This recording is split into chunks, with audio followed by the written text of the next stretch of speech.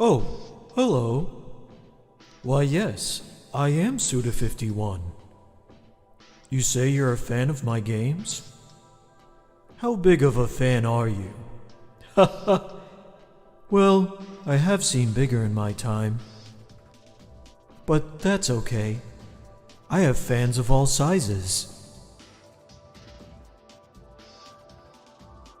What's that, you ask? No, there is no meaning to the 25th Ward. You have wasted your life. All my games are inspired by the Smiths and Joy Division. To be honest, I've never seen a wrestling match. Oh, you made your own beam katana? Will you show me? You never had a dad growing up? That's very sad. Please tell me more.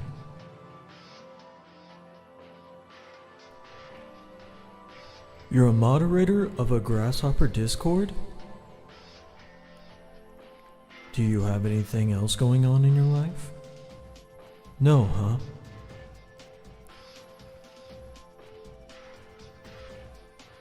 Please check out No More Heroes 3 on the Switch. I'm directing it. Did you know I'm directing it? The secret to the Kill the Past series lies within Frog Minutes. You want to hold hands with me? Okay, but just this once. You want to see Flower, Sun, and Rain in HD? I've never considered it. But upon consideration, no. From this point forward, the Sword Action Trilogy shall define my twilight years as a developer.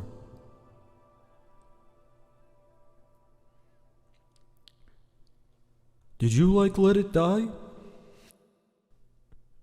It's alright. You can show me your premium decals. Did you get the Lily Bergamo one? You imported Guild 1 on launch? Huh, what an interesting story. You must really be my Ichiban #1. How about we go to the batting cages together and let off some steam? You counted how many references in Travis Strikes Again? To be honest with you, I didn't think too deeply about it when I wrote it. You think video games have evolved beyond fun? Haha, yeah, sure, that's a take to have. Please share with me your favorite French New Wave film. I'm afraid your neckbeard might tickle me if we try to kiss. But there's only one way to find out. Who's your favorite dictator? Mine's Pinochet. He was totally punk rock. My favorite Slowdive song is When the Sun Hits, but I also think Allison is a nice choice. Are you a shoegazer too? Hey, that tickles. Please cut it out. Oh, hello. Why yes, I am Suda 51. You say you're a fan of my games? How big of a fan are you? Haha. Well, I have seen bigger in my time. But that's okay. I have fans of all sizes. What's that, you ask? No, there is no meaning to the 25th Ward. You have wasted your life. All my games are inspired by the Smiths and Joy Division. To be honest, I've never seen a wrestling match. Oh, you made your own beam katana? Will you show me? You never had a dad growing up? That's very sad. Please tell me more.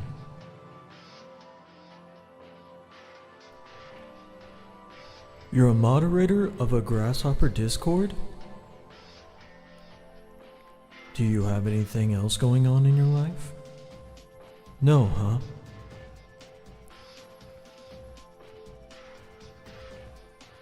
Please check out No More Heroes 3 on the Switch.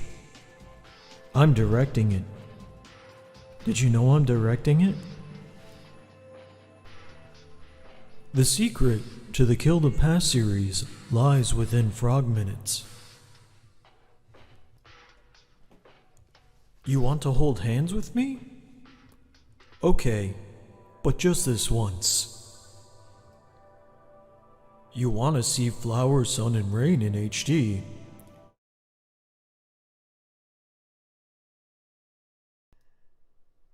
Hello, everyone.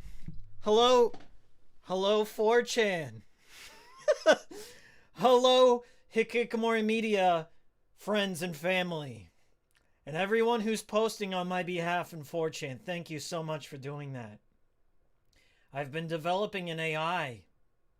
I've been developing the Suda boyfriend AI. It's only in the beta stages right now. But with your help, I think we can refine it and grow it and make it better. Thank you so much for joining me on this cool stream.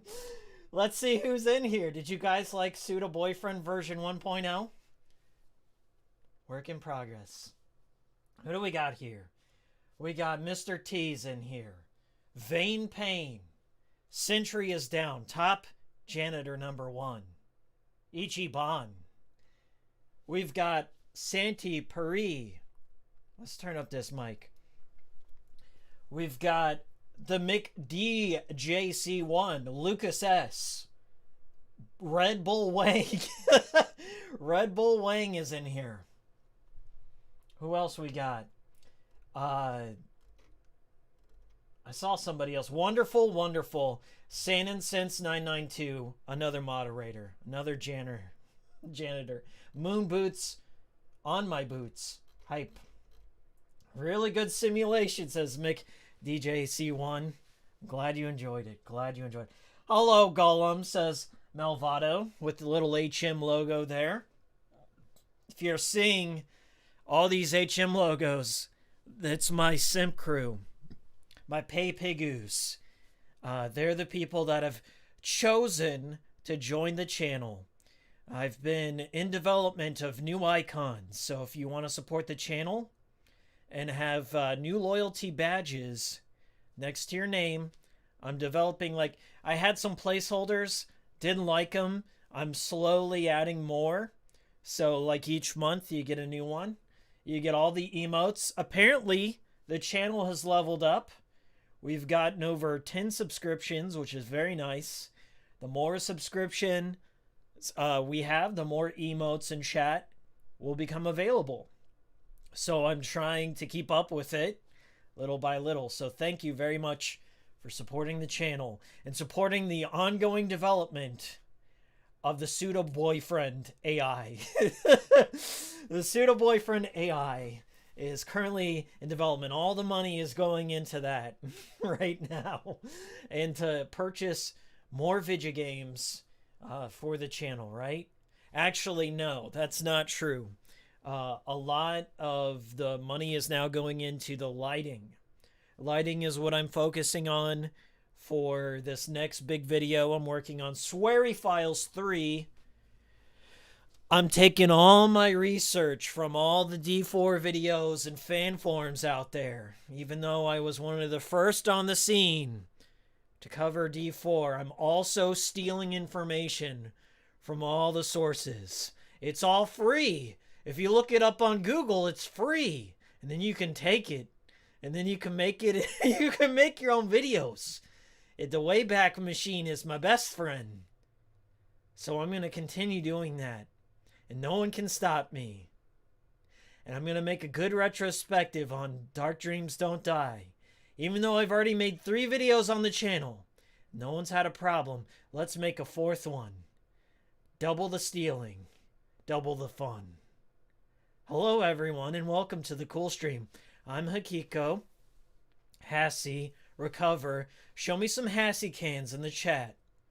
Show me, if you're a sub out there, you can show me a Hassie can. Show me a Hassie can in chat. Show me that you are a true Ichiban #1 fan of the channel. What we got in here? Hello, Boris. Hello, Mr. T. Jannies, I have only a few Jannies today. Waiting for that silver case switch port. Yes, there is a silver case switch port. I think it's called like the 2425 collection.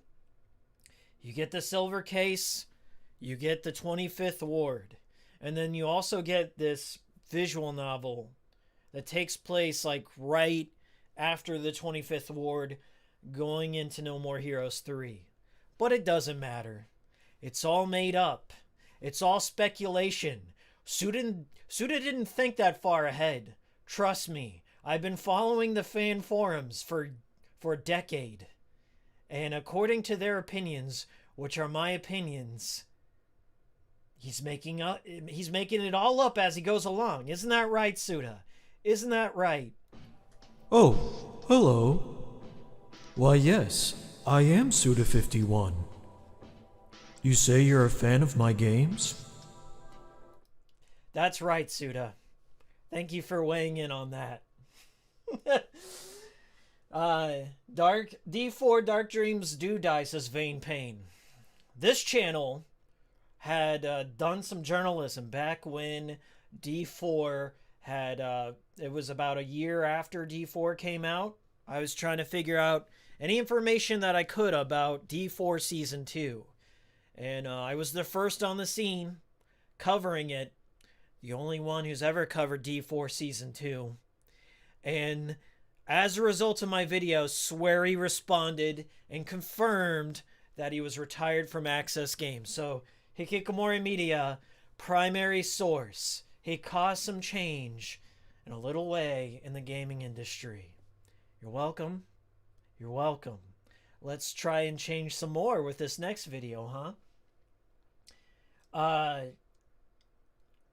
Yes, love from Suda-san in the palm of my hand. Yes, you can take it with you. I'm gonna make a 3DS version. We're gonna actually complete development on the 3DS port of Suda Boyfriend. It's getting a Vita port. It's getting a Playdate port, especially a Playdate port. It's got to go on there. Engage, confirmed. With enough funding, we can get the game.com in there. We can do it. We got the Kill the Past series is just an excuse to make Shadows of the Dam 2. Good take. How do you think No More Heroes 3 will be? I'm not watching any trailers. I'm not following all the fan forums like I always do. I'm not going on all the Suda51 4chan threads and keeping up with the Joneses like I should be. But no, I'm just going to go in blind. Just like a true video game fan of a series, just go in blind and let it surprise me. Isn't that how it should be? What do you think, Suda? What do you think, Suda? Oh, hello. Why yes, I... Excellent take. Thank you. Thank you for weighing in on that. See, I have the first-hand source. Everyone accusing me of plagiarizing out there, I have Suda. I have inputted all the data from Suda51 Wiki, and then Wikipedia.com. I have downloaded all of Bunny Hop's videos, the Gaming Brit, and I've inputted all that data to build Suda Boyfriend 1.0. And I think with some further refinement, we will have a great, authentic, first-hand source that I can exploit for all my videos going forward. Don't you think that's a great idea? I'm not bringing it back in. All right. I'll make Boyfriend 51 a reality, says Mr. T. You gotta join the channel. Join the channel. Hit that join button. Get the HM icon next to your name. Post Suda gifts in chat. Post Suda emotes in chat. And that feeds into them. That bit makes them stronger. And we can continue to refine the AI. Thanks, Suda. You're welcome. He says you're welcome. All right. Well, ladies and gentlemen, welcome to the Hikikomori cool stream. See that logo right there? I designed that. That's where you're at right now. Playing No More Heroes HD on the Switch. I'm playing with the Pro controller. I was playing with the little Joy-Cons. And it felt a little authentic to the Wii experience, which I consider to be the definitive way to play. But this might top it. I've played every version of No More Heroes. I've played every region No More Heroes. I've sourced all my information from the Suda 51 Super Friends. They invited me back into the Discord, and they fed me a lot of information that I can use for my future No More Heroes videos. Anyways, I've already completed rank 1. I figure if I'm gonna do a No More Heroes stream, why do the tutorial level? Nobody likes watching that shit. So we can go through Santa Destroy if we'd like. We can exit and go on the next rank match, or we can take up a part-time job. Sky's the limit. But I'm loving it, honestly. I sat down and played a bunch in portable mode, and it just feels bizarre to play it in 60 frames per second. And I'm sure the developers, I forget their name, I'll have to look on Wikipedia. I'm sure the developers of this based everything on Dolphin, so that's what they did for Killer 7. So it works well. I haven't had any issues. For some reason, it seems a tad easier. Maybe it's bias, but I did 100% both No More Heroes 1 and 2 last year, so it's still fresh in mind. Still fresh in mind.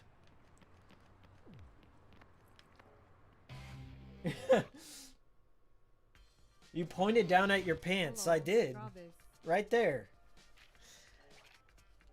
That's where all my best ideas come from. May you find your true path? May you find your true path?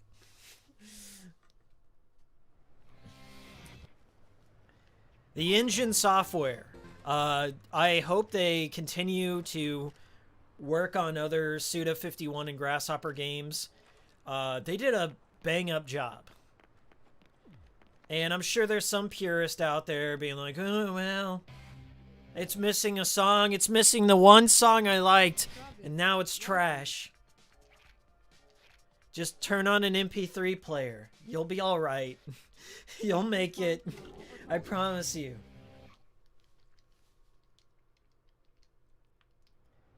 No Kent music makes me sad. I've got some. I got some Kent music for you, and I'll play it for you the first time I go on a bathroom break. So it's there. But we're going to wander around Santa Destroy, cause some chaos. But I got to get the Schlepp Tiger. I've played this game maybe 10 times through. I played it on Heroes Paradise twice. I played the original version a handful of times across all regions, and I still enjoy it. Everyone wants you to answer the big question, do you like No More Heroes 1 or 2 better? I feel they're pretty much, like 2 is an expansion pack of 1. Tonally, it's a tad different, but it just feels like it cuts out the fat a little bit, adds more bosses, adds more crazy action. But yeah, I guess I miss Santa Destroy a little bit. but it's not the biggest deal to me. I just felt like an expansion pack. Everyone wants to call it a travesty because Suda wasn't the director and all. I don't... Details, folks. Like, it's just small little things. I was just happy to play a sequel. It's just impressive that it got a sequel at all with how terribly the first one sold. So... we can collect some coconuts. We can collect some coconuts. So we'll just collect some coconuts. get a little bit of money to go to our rank match.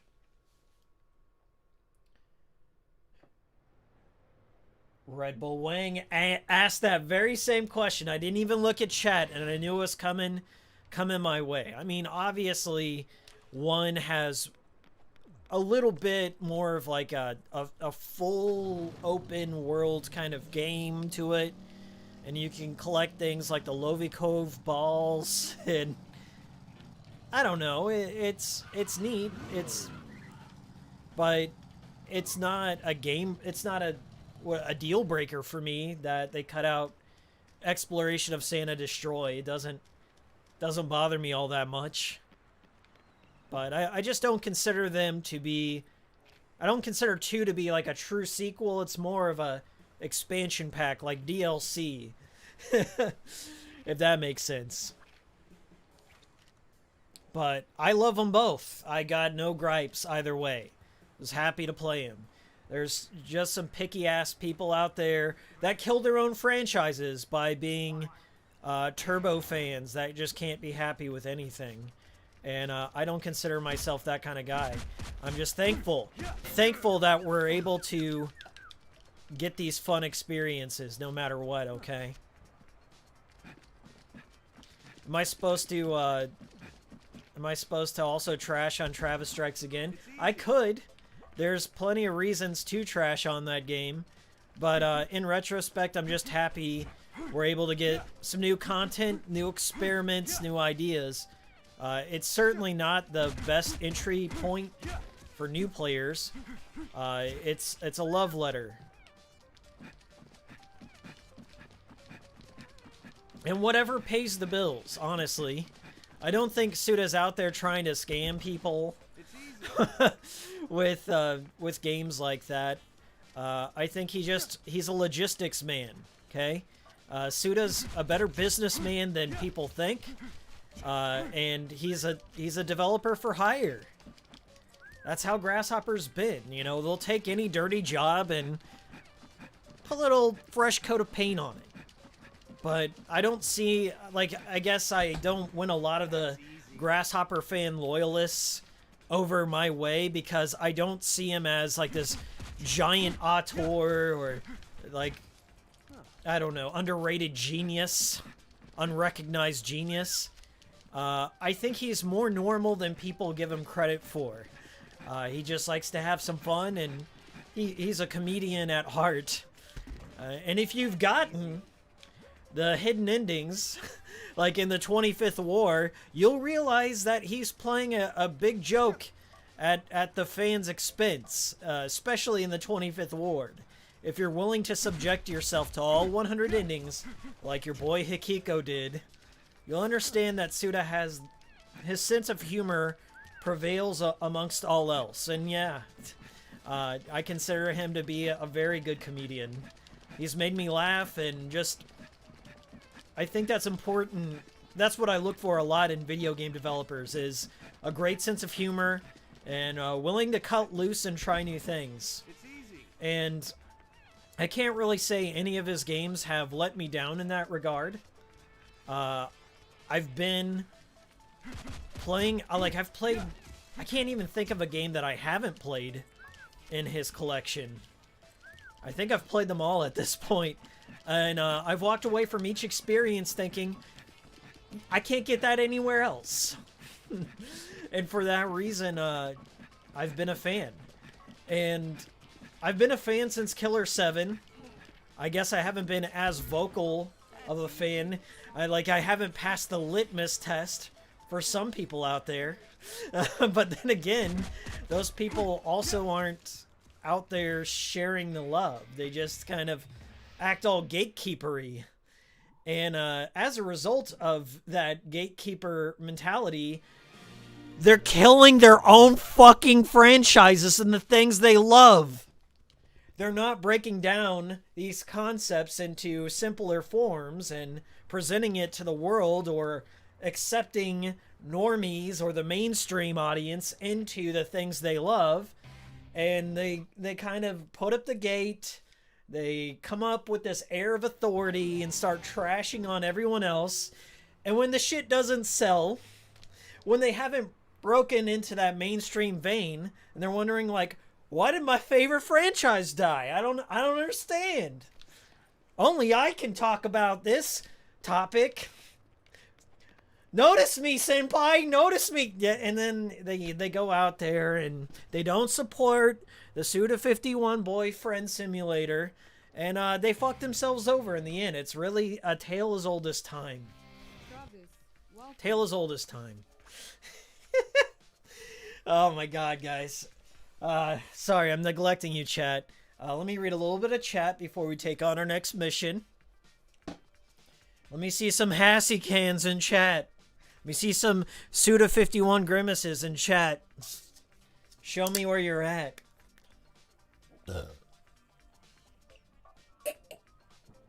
We've officially cracked the kombucha of the stream. Today's kombucha. Kavita, that's raspberry and lemon today. That's what I was feeling like. Suda actually told me that's his favorite flavor. That's an exclusive. I can't be... He's my friend. We're on a first name basis. I can't be giving away all of his secrets on this stream, but I let you in on one just this time. Thank you. I see him. Suda's a Hassy drinker. Denzel Romero says, did Suda 51 wiki update that Suda said the Switch version is the definitive version? No, but I'll talk to him about that. I'll talk to Suda 51 wiki. We talk all the time. They gave me permission to take all their research. They did. We're on a first name basis. We are. Don't question me. Not wanting to derail the discussion, just wanted to add, I'm a relatively new sub digging your content. That's okay. Always interject and tell me you like my content. I appreciate you watching. All the Hikikomori playlist is up. I've organized them. If you got a particular craving for Suda 51 or horror games and dead franchises, cool streams, it's all up there. Every cool stream is up there. Okay, so if you want to watch more cool streams, you can. They're on the cool stream playlist. Welcome, Chris. Denzel, very excited for the D4 video. It's going to take me some time, guys. I'm going to close out 2020 on a big bang, okay? I have 16 pages right now of research. I've got all the video clips for the most part. I've played through both versions. So I've captured the footage. I've just kind of got to structure it together right now. And that's going to take some time. I'm aiming for December, okay? I want to make this really, really good. So thank you for being patient. But D4 is my personal favorite sweary game. That's right. I'll explain more. I'm also buying new lighting. So, over this way, but it's actually over here. New lighting. And I'm learning some lighting. I'm learning some new film techniques. This is going to be a little bit different feel to a sweary files, okay? I'm very excited for this one. This is my 4th D4 video. We're going to close it out. We're going to put a bow on it.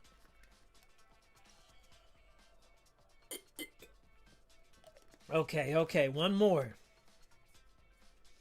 I watched your 2-part... Okay, Zodiac says, I watched your 2-part video on No More Heroes, and that's basically what got me to the first game on Switch. Thank you for watching it. I really, really am happy with that video. There was going to be a part 3 of that where I compared all the versions. Like, I bought all the versions of No More Heroes, and I modded my 360, and I modded my Wii, and my PS3 didn't need to mod, but I modded my 360 and my Wii, and I got every version of the game, censored, uncensored, all the Heroes Paradises, and I went through them all, and I kind of compared them, but I felt I lacked the editing ability at that time. It was before I made my Swery Files 1, where I started comparing all the versions of the game and stuff like that. Now I have a better handle on it, and there's already been another port of No More Heroes, and I'm certain that they won't stop with the Switch. They'll probably port it over to PC as well, which would be very, very good. So that video may come out in the future. It may not. But right now, I'm gonna go out on a limb and say the Switch port right now is the definitive version. So have no hesitation. It's the best deal on the market right now. If you're looking for something to play while you're waiting for Cyberpunk or you're waiting for the next generation, honestly, the Switch is where it's at, guys. The Switch is the new Vita. It's the new PlayStation 2. Like, it's where all the interesting games are coming out on. Censor free. Like, there's no censorship in this shit, okay? They've removed a song. Okay, whatever. But all the content is there. It's not cut for the most part. It's great. Nintendo, of all companies, is putting the rest to shame. So I'm very, very happy to be a Switch soy boy gamer in 2020. Okay? I am wearing the Horned Beetle King shirt. It's one of my favorite early shirts. And I'm playing on mild mode because I haven't unlocked Spicy yet. Because this is my first time through. But I usually play on mild or spicy. Like, I went through and I beat... Is it called spicy? I went through No More Heroes 2 on spicy, and it totally feels like a different game. Like, the harder the difficulty you play these games on, it really does get challenging. For whatever reason, once it made the switch to 60 frames, it just feels a lot easier, but I think it's because it just flows better, in my opinion. Oh, shit. I forgot this is a target mission. Ooh. Yeah. You only have to kill this guy.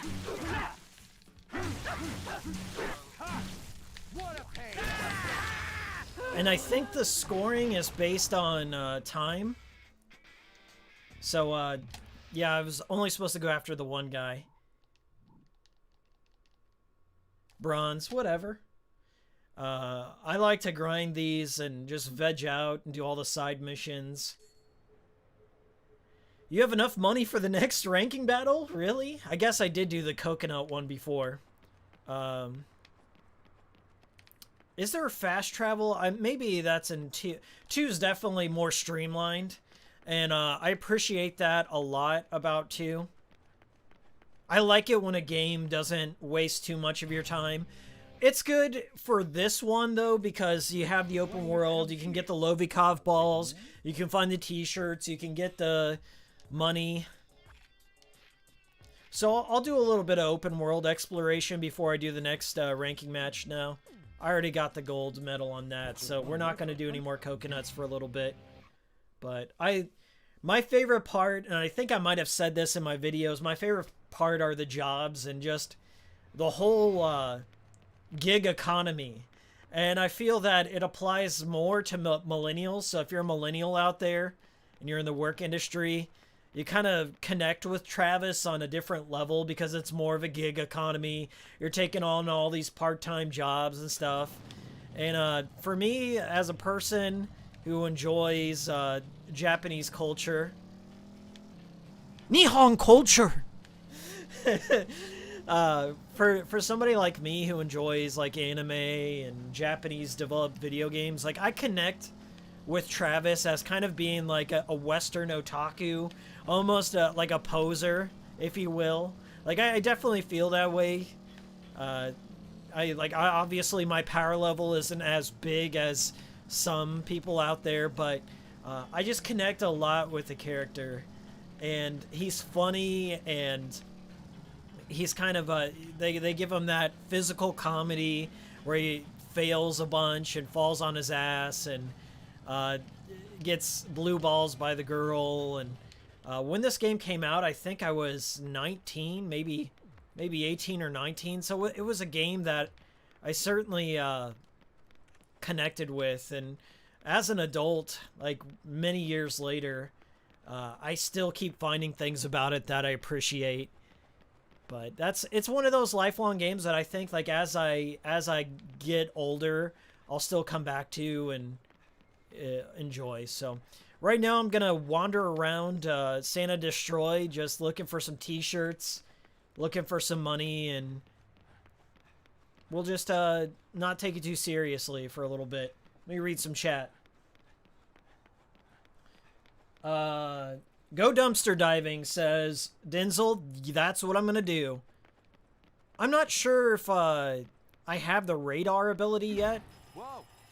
But just everything is so smooth in this. It's so well done. The draw distance is pretty nice. The Switch doesn't handle draw distance in open worlds all that well. Like if you play the Deadly Premonition ports, for sure, are great examples of that. But Yep. I honestly think Swery needs to kick Toy Box out and get whoever got, like, just call it a mulligan and just like have a director's cut of Origins and hand it over to this team. And he also needs to drop his obsession with the Unity engine.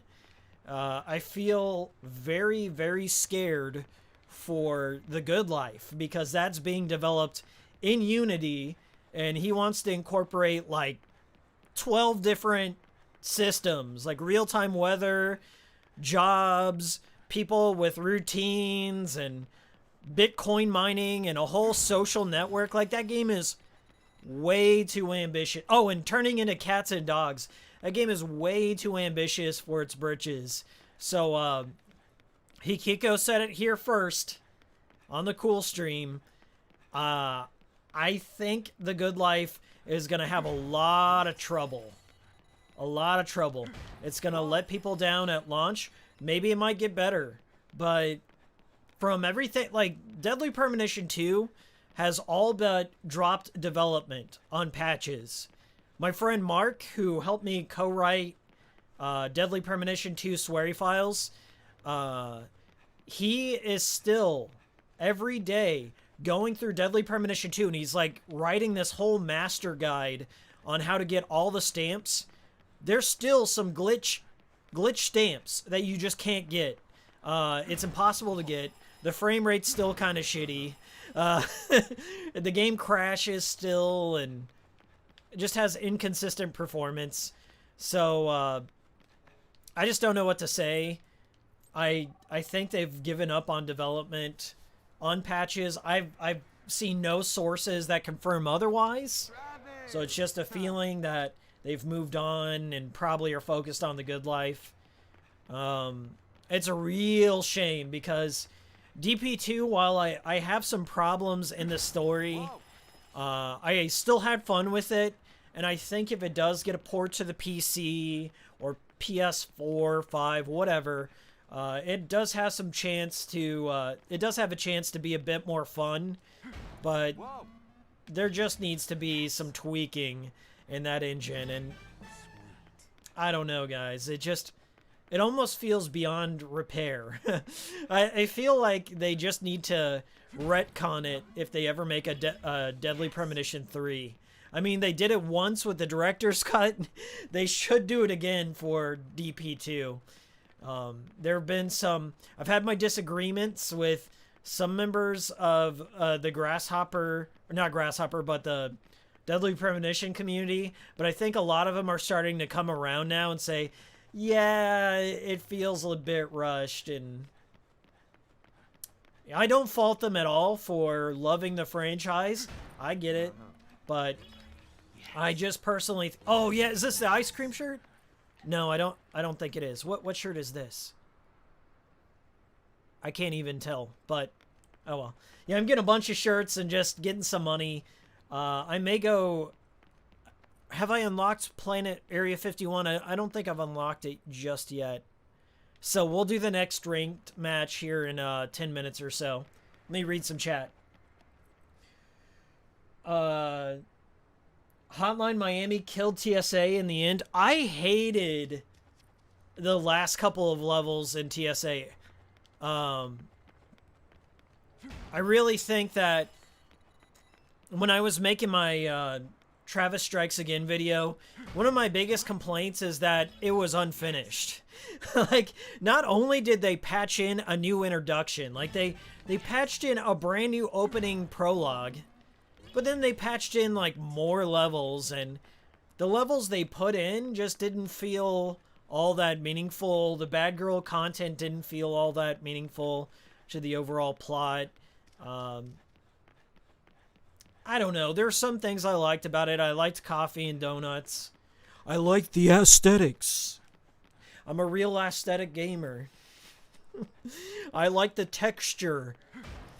The Sega Saturn texture and the other... you know, I do appreciate it. It's got some great music. I liked the retro-themed... like when they brought in the Death Drive and the different indie t-shirts and stuff.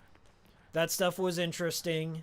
But I'd say it's not a good entry point for the series. It's a good experimental kind of independent spirit game. I really have no major gripes with it. It's just that it was like one of those one and done experiences for me. And when I returned to it again after all the DLC had come out, the luster had worn on me. And that's just kind of where I'm at on TSA. I'm sure I'll bring it up in a future video sometime, but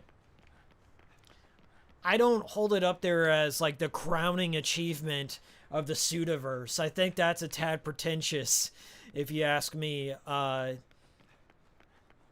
I've said this before, is like my problem with that kind of storytelling, I don't really like extended universe stuff. I'd rather just have either episodic content or just independent self-contained stories.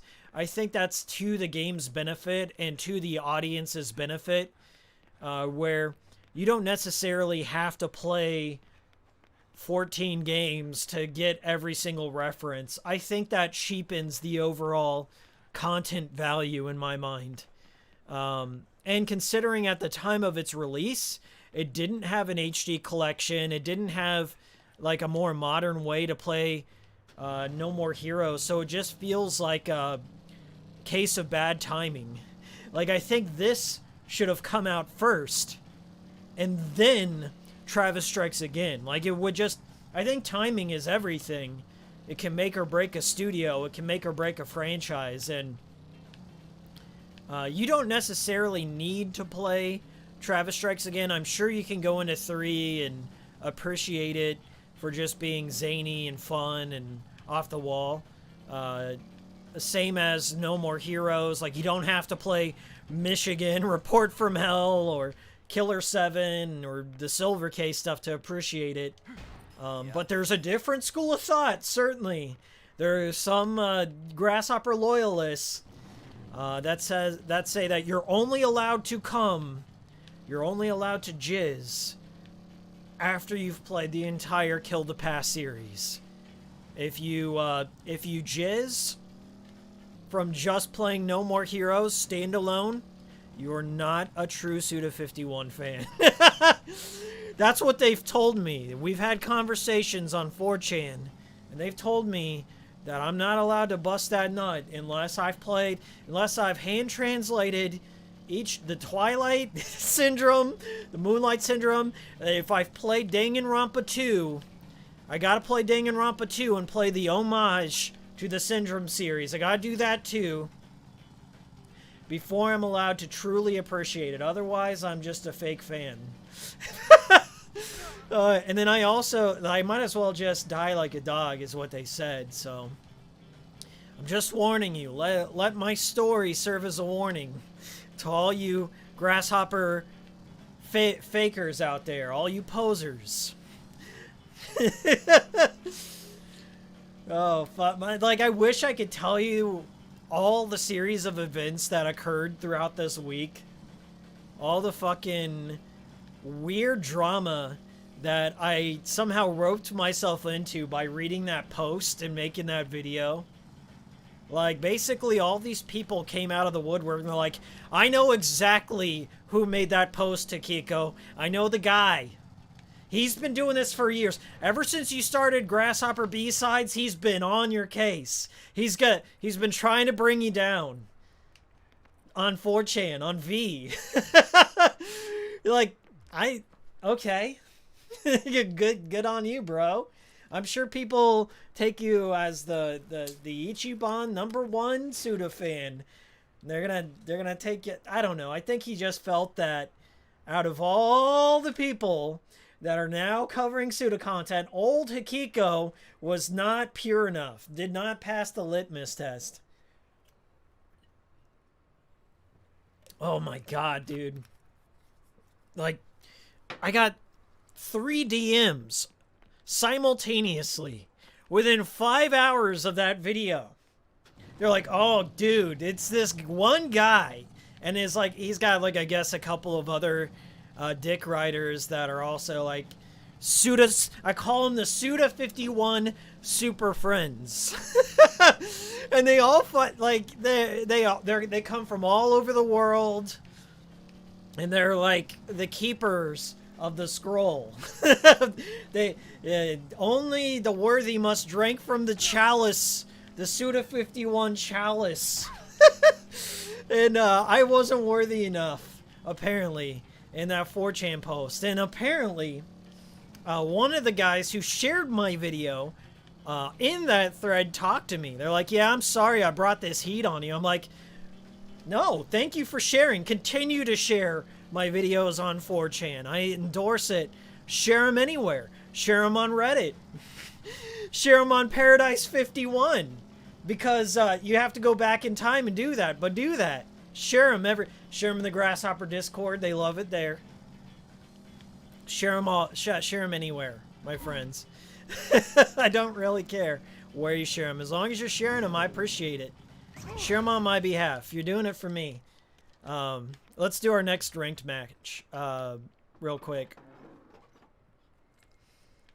But yeah, it's like I had 3 different people reach out to me. They're like, yeah, it's these like one salty dudes that always step in and try and like do a pissing contest. Anytime somebody like shares a theory or wants to participate in the community, up goes the gates. Up goes the gates. And I mean, this is in every community.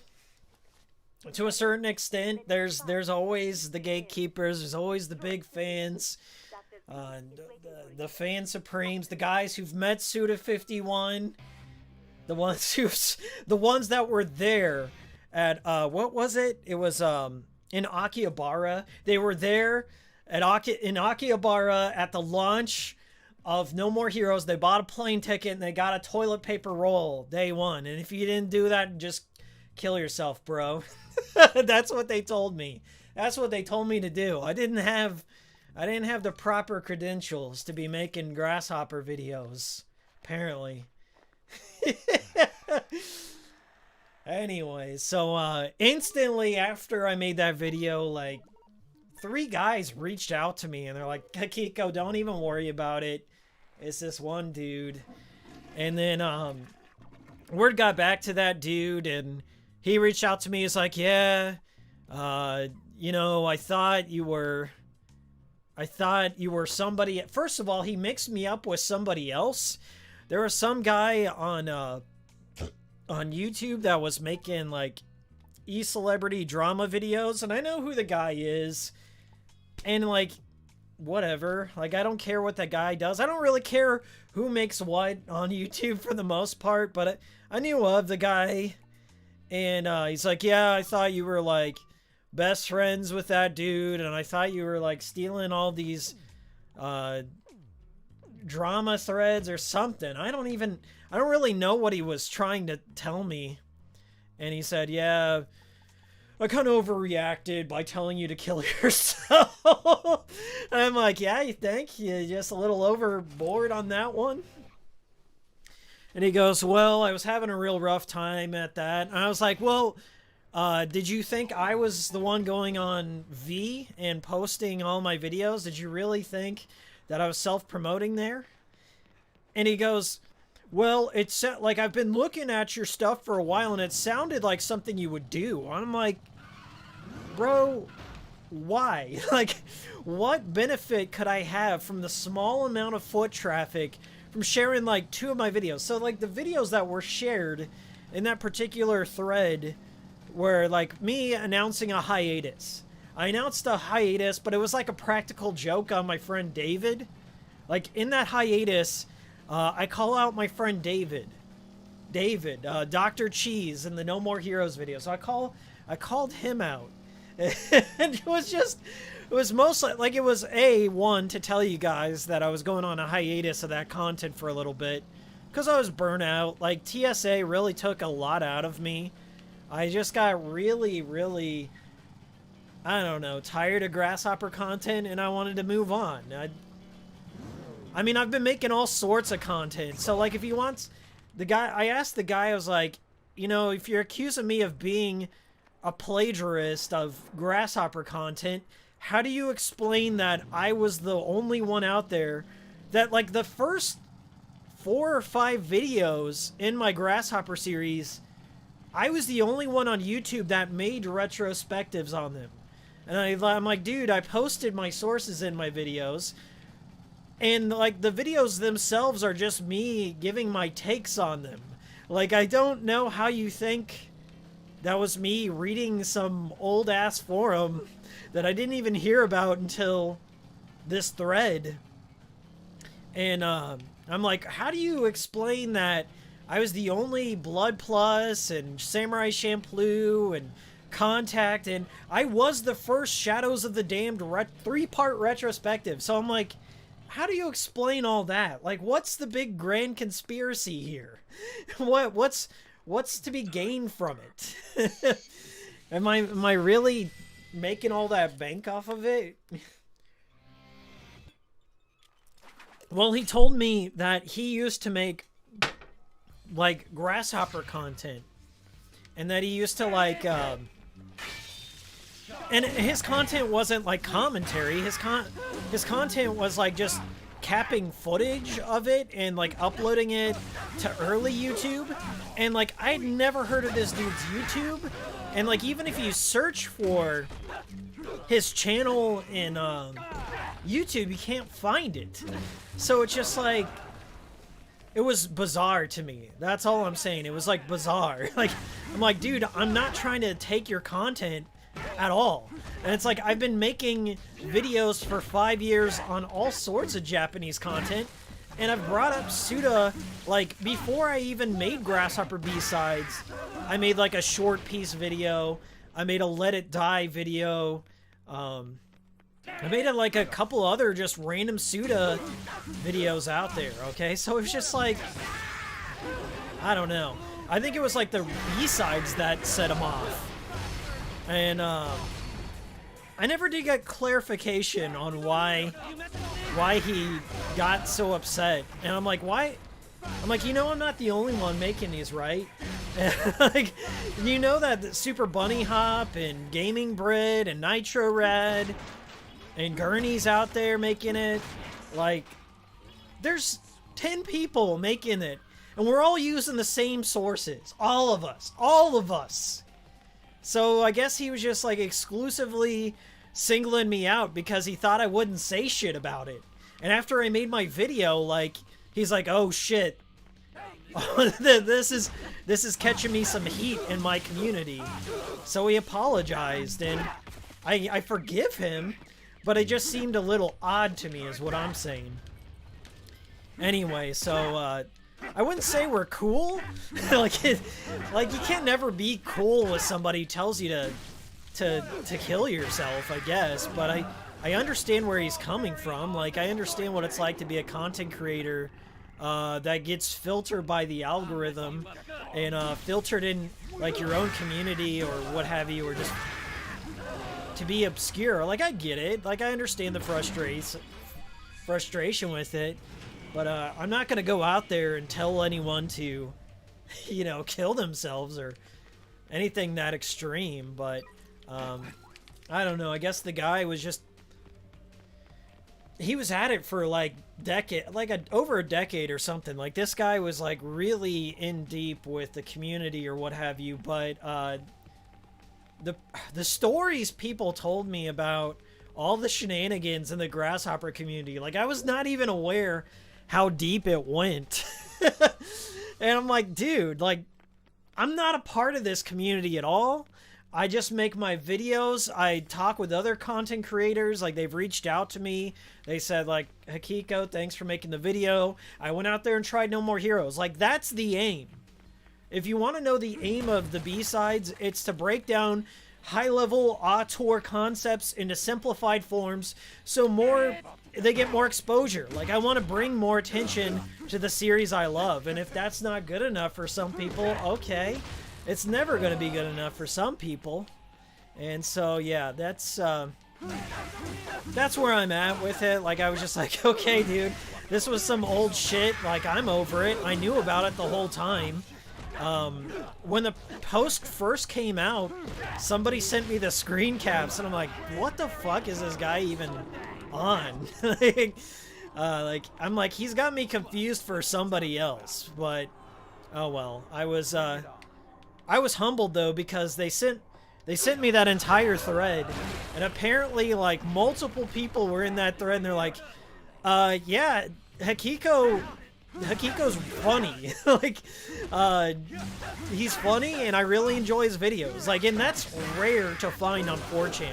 I've been on 4chan since, like, 2004 or 5, and for people to, like, say something positive about you, even if, like, other people are in there shitting on you, like, just the positive parts of it just, like, warmed my heart. I'm like, well, thank you for watching. That's all I can ask for. Thank you for sharing. Thank you for watching. So, I don't know what else to say about it. Like, I forgive the dude. I understand where he's coming from. Been there, bro. Been there, bro. But, like, if you want your series, if you want Suda and Grasshopper and all that to continue on throughout the years. Like, Suda's at that point. Suda's kind of like Shinji Mikami right now. He's in that zone where he's teaching a new generation. So the talent at Grasshopper right now are, like, he is basically grooming them to take over for him. And I truly hope that the Grasshopper community will understand that at some point Suda's got to give up the GOAT. Like, he's got to retire, right? So whenever a guest director comes in or younger blood comes in, the Grasshopper community will accept them, okay? And realize that, you know, not everyone out there in the world's going to be Suda 51, and that he's got to foster in new talent. You got to let go of the gatekeeping at some point. Otherwise, you're just going to damage your own community. You're going to kill your own franchises. And that's my rant on it. I truly hope that the community understands where I'm coming from when I make my videos. I'm not trying to, like, go in there being a poser or whatever you want to call it. I just have liked Suda's games since growing up. Like, it's just, what else can I say? That was a terrible batting mini game, but it's a lot more like that. swinging the bat makes more sense when you got the Wiimote or the PlayStation Move. The pressure-sensitive buttons don't really jive well. Anyway, let me read some chat here.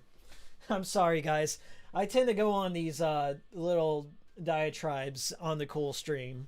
Some people like it, some people don't, but let me see what we got here.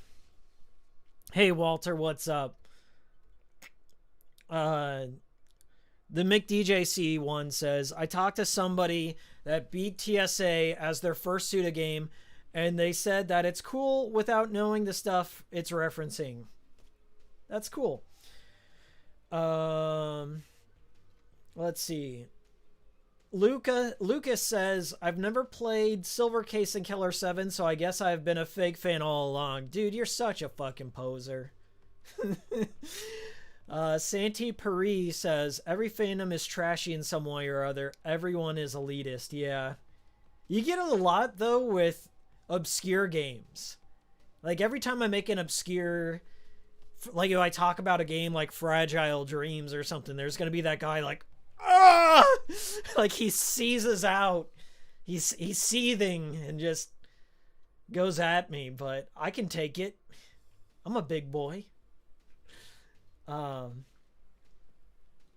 Let's see. Real fans played Michigan. Report from hell. I'm a real fan. That's the test I've passed. And I've gotten all the endings. All of them. All of them. Critical is one of the few likable big YouTubers. Never seen a Critical video. I honestly haven't seen most of the people out there making Grasshopper content. The reason for that is so I can just have my own voice. Real Suda fans are, well, indie game developers, even if they have never heard of Suda51 or even heard of his games. Huh. Nero says, critical, or I've already read that one. I wonder how many people work at Grasshopper now, since there were only 10 during TSA's development. I don't know how the whole Grasshopper gung-ho merger went. So I'm sure there's more than 10 people there. Just doesn't make sense that there would be 10 people working on No More Heroes 3. That doesn't add up. Have you ever played Fire Pro Wrestling? Real talk, Nintendo Power got me into Killer 7. Yeah, I think it may have... I think it was X-Play or something. I heard about Suda51 from X-Play. From Adam Sessler. So, I wonder what Adam Sessler thinks about Suda51 nowadays. I keep winning in all these roulettes, or the slot machines, I mean. Oh shit, I forgot they reversed on the Nintendo Switch here. I keep thinking I'm playing on the Xbox One.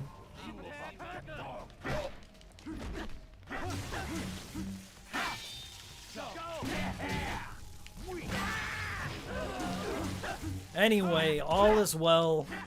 The guy apologized to me. He's like, yeah, I really didn't want to take it that far, but I thought you were in that thread posting your own videos. I'm like, no. There was like a couple of people, and like people post my shit on 4chan or they'll post it on Reddit without my knowledge. And when I find out about it, I thank them. So if you've shared one of my videos anywhere, I really appreciate it. So thank you for doing that. Like, anyone who thinks, like, and the thing is, I've been on 4chan since, like, 2004, and, like, yeah, they want to, like, portray it as a secret club and all this, but it's, like, one of the most popular websites on Google. Like, it's in the news all the time. People always talk about 4chan. It's not exactly as anonymous as you'd like to think. Do you guys remember Jake J. Bram? Do you remember Jake J. Bram? They found him. Anyone who's ever like posted a death threat or done anything terrible on 4chan immediately got found out. So if you think you're anonymous there, you aren't. If you do some shit, like if you start fed posting or doing some terrible shit, they'll find you instantly. That's the world we live in, guys. Anyways, I think that guy, it was just that one guy, though, that had a beef. And, like, he's been holding that grudge for a long time. Like, I don't know, when did I start the B-sides? 2 years ago? 3 years ago? Like, anytime somebody shared my video in a Suda thread, like, he's just been there. So I think I finally gave him some closure. Maybe he's a fan of me. I don't know. At a certain point, to, like, let it bug you that much, you gotta be a fan. You gotta have some sort of obsession with it, so welcome. All are welcome. Everyone is welcome to my videos. I don't care where they're shared. I don't care who watches them. Watch them. Watch them. Upvote them. Downvote them. Share them. Talk about them. Critique them. Do it. You're all welcome here. This is nowhere else will you get this kind of entertainment. Only on HM.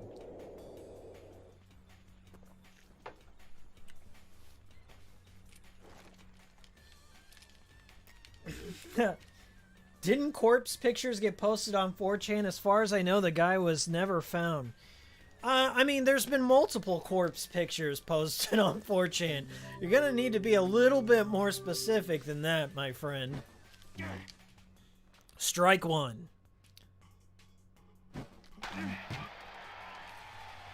Yeah, I'm not really understanding how the pressure sensitivity works on the baseball minigame for the regular controller layout. It just seems to make much more sense up on the Wii. But whatever.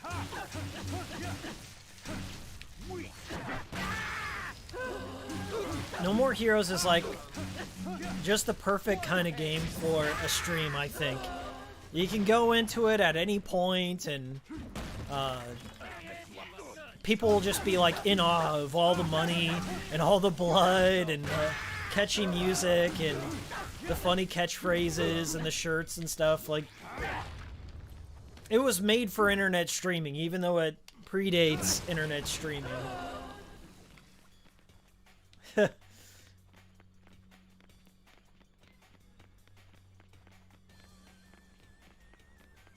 Ladies of the Night, I don't know, guys. Like, even though I lurk there, like, I don't go into all the gore threads. I don't go into all the death threads or what have you. Like, that stuff doesn't really interest me. Like, mostly I read TV, I read food and cooking to get ideas on what to eat or recipes or local chains to try out, stuff like that. And, like, as I've grown older, like, I check out MU, I check out music.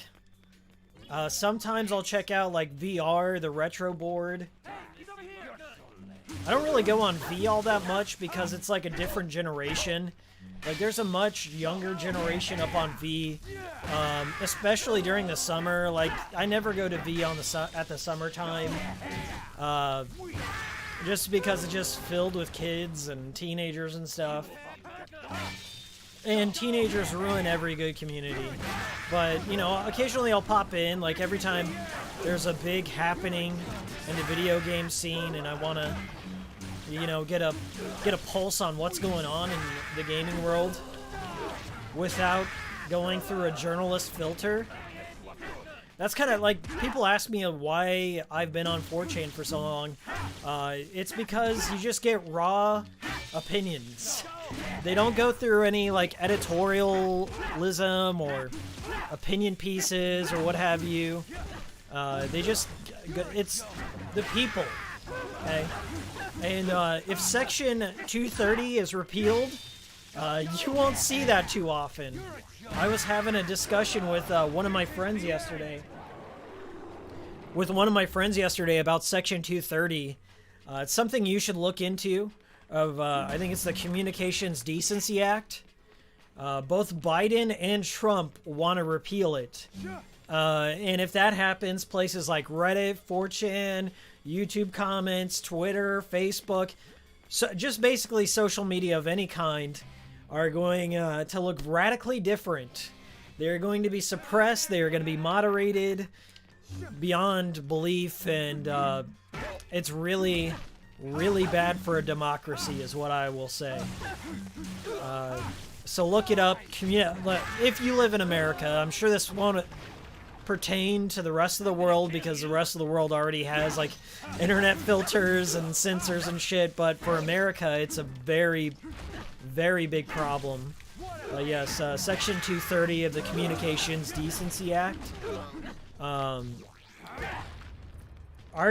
government wants to take away the people's voices and take away the ability to gather in forums and say stuff. And places like 4chan go, like, there's something you need to understand.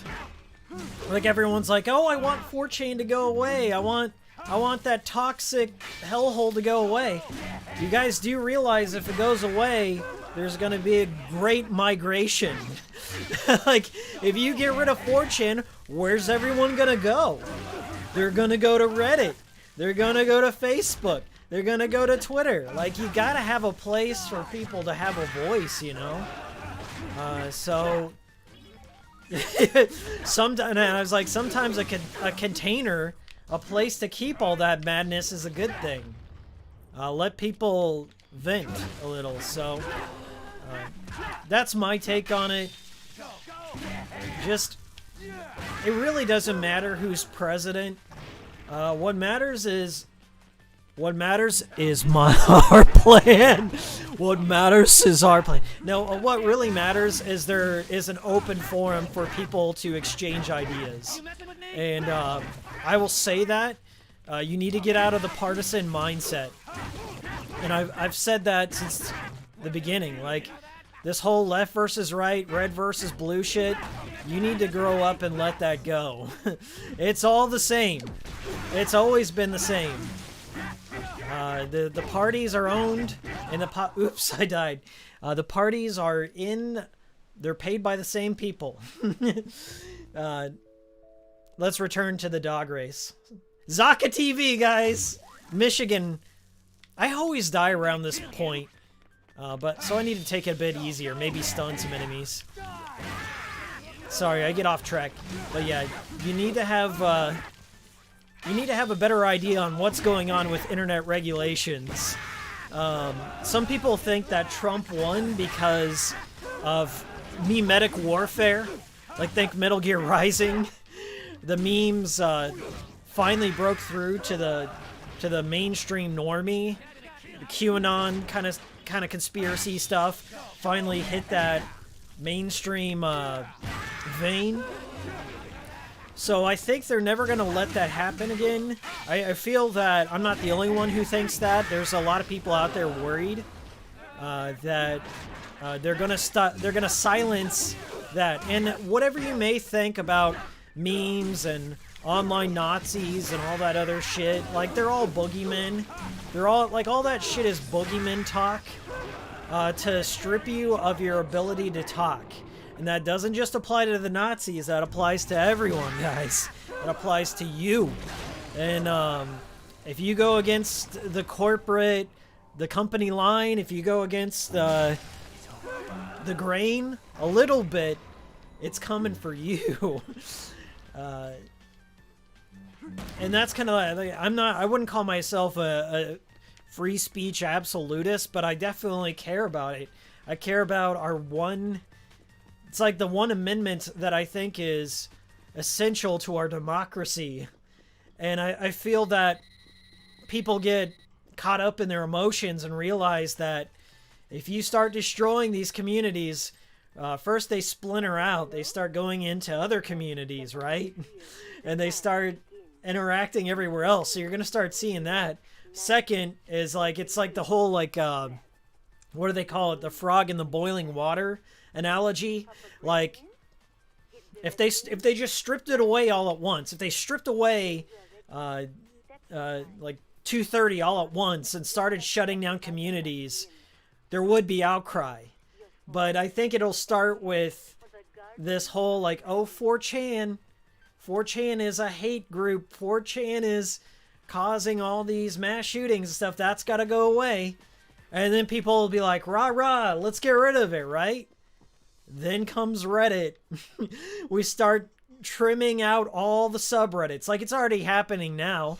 Some subreddits I used to visit are going away. So they're already, like, Reddit's starting to self-police. They know where the wind is blowing. But and then it goes to YouTube videos, content creators. They're doing it to BitChute's now considered, like, one of those, I don't know what it said on Firefox, but I was on Firefox and I tried to visit BitChute, but all the BitChute links are now throwing up warnings. If you're not afraid, if you're not concerned, I should say, not necessarily afraid, but if you're not concerned with how this is going, how the next 4 years will go in America on the internet, you should be. And I don't mean that to be like a tinfoil hat conspiracy nut, but I think the internet has been the greatest tool that the people have to their democracy, more so than guns, more so than like in almost any other individual liberty in America. If you start closing up shop on one place, it'll just continue on, and they'll start giving more power to the ISPs. They'll start giving more power to the website owners, and the user just becomes a customer. The user will be a customer. I don't know. Didn't mean to like go completely black pill on you guys, but it's something that's really concerning to me. And everyone who was celebrating yesterday, I mean, they're right to celebrate. I'm not going to take away your right to celebrate. But if you're not seeing the authoritarian hand trying to take away your voice on the internet, if you don't see it creeping up right now, talk to me in 4 years. Talk to old Hikiko in 4 years and see where you're at. See if you can talk to me in our normal outlets. Anyway, that's my little rant. Okay. Mr. T says VPN, my dude. That'll only go so far. If they want to find you, they'll find you. Have I played Paradise Killer? I have not. Post avant-garde jazzcore. Does anyone remember Killer 7's Craigslist post? Yeah, the guy's like, you can come. I've got a whole bunch of shrimp or something. You can come over to my house and play Killer 7 without a shirt. I got a whole bunch of shrimp. I love that post. I'll have to dig that up. Did I watch Archipel's Shinji Mikami documentary? Yes. I watched part 1 and 2. And I watched him, like, drive his fucking Camaro. I think he had a Camaro. Yeah, like, Mikami's Camaro. I had some envy on that one. Meme streams, Sasana Puri. Neurosmith, are you pro guns? Without getting too deep into it, I think we definitely have the right to bear arms. Is that a controversial opinion? I'm not calling for any actions. I'm just saying I believe in it.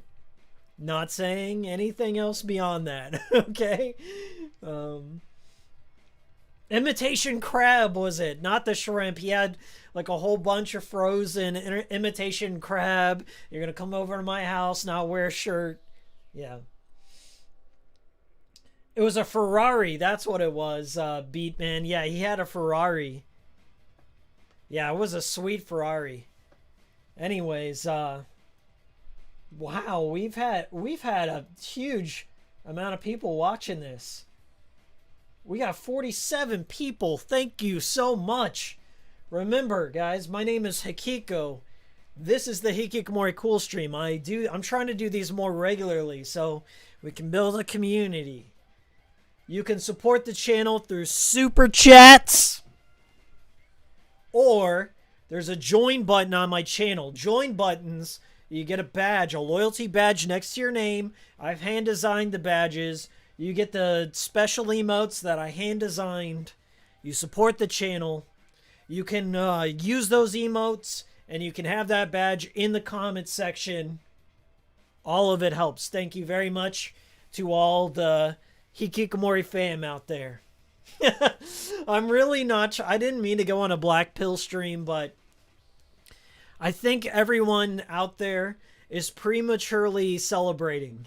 Like, I'm kind of one of those guys where I'm thinking that the status quo in America will be maintained no matter who's in the office.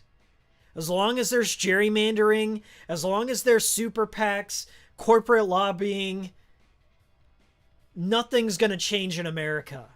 And for everyone who thinks that, like, this transition in power is going to make a difference, it's not. I'm sorry to rain on your parade. It's going to be the same shit. Like, think back about how different things have been in the discourse and like how divided we've been in a nation. It's only amping up, and I really hate to see it. I like seeing how divided we are as a country and how we are no longer able to find common ground depresses me more than anything. Like, even trying to have a normal discussion with friends, family, internet strangers, it always goes into this heated rhetoric. Like, it's us versus them, and it really fucking sucks because I love talking with people about that stuff, but I feel afraid to sometimes.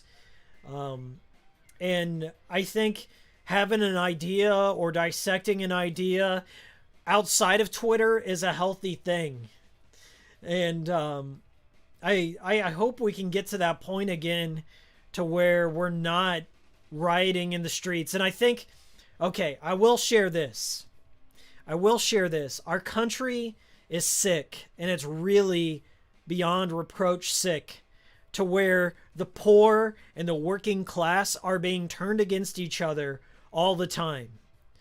And we'll never get better. Like, everyone wants to throw that, oh, our nation's going to go heal. We're going to heal together. That's the new meme. That's the new meme they're throwing out. As long as there's a 24-hour news cycle, as long as there's social media, as long as there's corporate manipulation in our country, we will never heal. They will constantly put the people against each other. So don't, like, I'm not trying to, like, stop all the parades. And, like, I know that the left is now like, oh, look at all the MAGA men seething. What the left needs to be doing right now is figuring out why the MAGA men felt that way, why they feel so alienated and disenfranchised, and find some common ground to work with them. Because if you think all those MAGA men are going away, they have 4 years to prepare. That's all I'm saying. So if you're not finding a way to talk with each other right now, if you're not finding a way to listen to each other and figure out where the other side's coming from, they're just gonna amp it up, and they're not gonna let you share your ideas. If you go against the corporate narrative, if that's how I feel, I'm kind of more of a cynical mindset, and it doesn't win me any friends. They're like, centrism's a poison. Centrism is a poison. You're never going to get any change if you don't get radical left candidate or radical right candidate. That's not true. It's a Venn diagram. There's the left, there's the right, there's the moderator, but consider this. There are people on the outside just watching the other two sides fight and spill blood over petty shit. And that's how I feel. I feel that I have a hard I walk on eggshells around everyone I try and tell that to. And they think that I'm some sort of like crazy libertarian for having this viewpoint. But I've been through enough elections. I've been to too many dinner table conversations as an American to know that we are a sick society.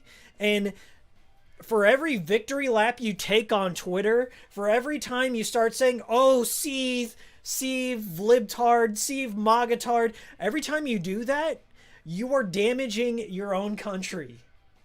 That's where I'm at. So you can gloat all you want. You can retweet all the John Oliver memes right now, but you are only pushing away your unity as a country. Nobody's ever going to get along. Like, that's as long as humankind has been. America's the most multicultural, different philosophy, religion, nation there's ever been on the face of this planet. And if you think we're ever going to harmonize through left versus right rhetoric and Democrat versus Republican, you are in for a shock.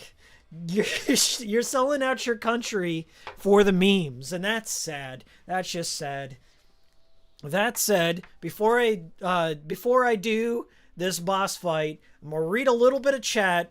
I'm gonna go on a bathroom break, and I'm gonna put a vote up for you guys. I'm gonna put a vote up for you guys, okay? As I gotta really pee right now. I have to pee, as Forrest Gump would say. I'm gonna leave you with an option. My bathroom break music, K Entertainment. I've got Travis. I got a gif of Travis going to the restroom. Or I can put Suda Boyfriend version 1.0 back on the screen. What do you want to see? 1 in chat for Suda Boyfriend. 2 in chat for Travis going to the bathroom. 1 in chat for Suda Boyfriend. 2 in chat for Travis taking a shit. I'll leave it to you.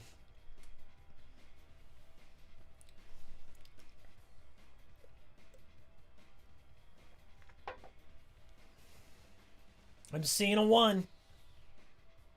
Got 1 coming in. 1 coming in from LA Gray. 1 coming in from Wonderful 101. 1 coming in from Malvado. From Coconut. From Mr. T. Number 1 from the DJC. We got Taki with a 2 in there. A lone 2. But I see you. I see you. 1 for Santa Pari. 1 for Ortrebla TV. Ones have it, guys. I'm going to go to the restroom and I'm going to leave you with the Suda AI. I developed it. Remember, this is a beta Steam Greenlight Suda AI. And I fed it data from Super Bunny Hop, Nitro Rad, Suda 51 Wiki. I fed all the relevant data from those videos and those resources to develop this.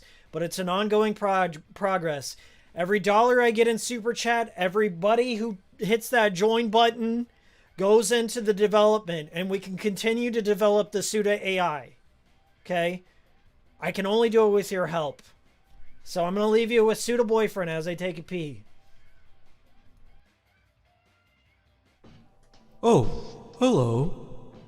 Why, yes, I am Suda51. You say you're a fan of my games? How big of a fan are you? Well, I have seen bigger in my time. But that's okay. I have fans of all sizes. What's that, you ask? No, there is no meaning to the 25th Ward. You have wasted your life. All my games are inspired by the Smiths and Joy Division. To be honest, I've never seen a wrestling match. Oh, you made your own beam katana? Will you show me? You never had a dad growing up? That's very sad. Please tell me more.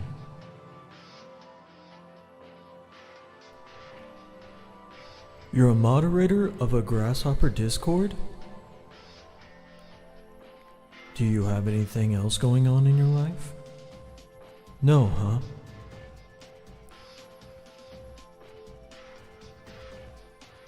Please check out No More Heroes 3 on the Switch. I'm directing it. Did you know I'm directing it? The secret to the Kill the Past series lies within Frog Minutes. You want to hold hands with me? Okay, but just this once. You want to see Flower, Sun, and Rain in HD? I've never considered it. But upon consideration, no. From this point forward, the Sword Action Trilogy shall define my twilight years as a developer.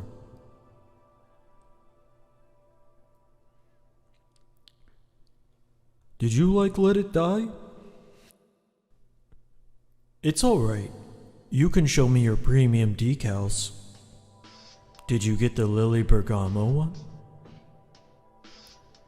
You imported Guild 1 on launch? Huh, what an interesting story. You must really be my Ichiban #1. How about we go to the batting cages together and let off some steam? You counted how many references in Travis Strikes Again? To be honest with you, I didn't think too deeply about it when I wrote it.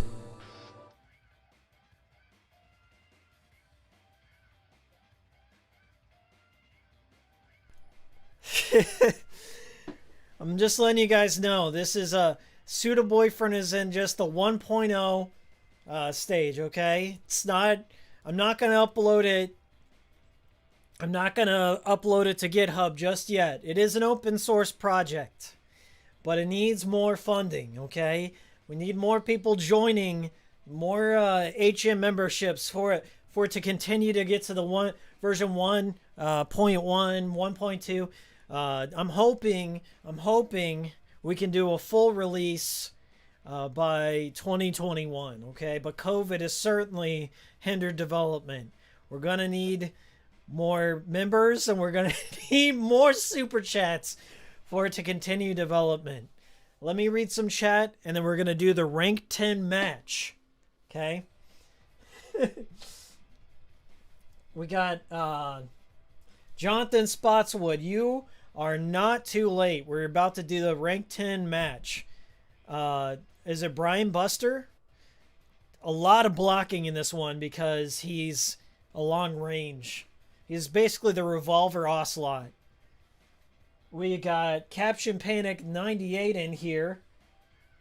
Suda is scaring me a little. Don't let him scare you. Okay? Just ease into the Suda Boyfriend. Start slow. Start slow. Don't let him get to second base on the first date. He'll try it. Suda Boyfriend will try it. I've got to work on that bug. We got Swagmaster Keke in here. We got Mr. T, Frog Minutes as seen on No Clip and nowhere else. Nowhere else will you find Frog Minutes footage but No Clip Gaming. Pseudo Boyfriend is the next Honey Select. Oh my god. Alright guys, are you ready for Brian Buster? I like this fight a lot. I think it certainly taps into the Suda's interests. How do I dodge roll on this one? I honestly haven't gotten all the controls used to them.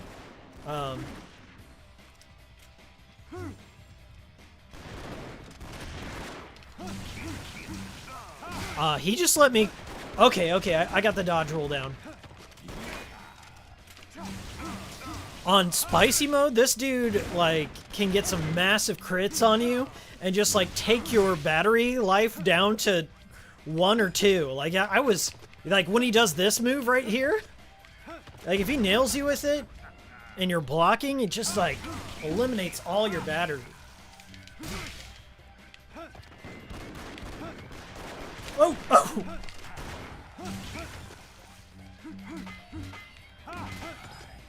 Woo!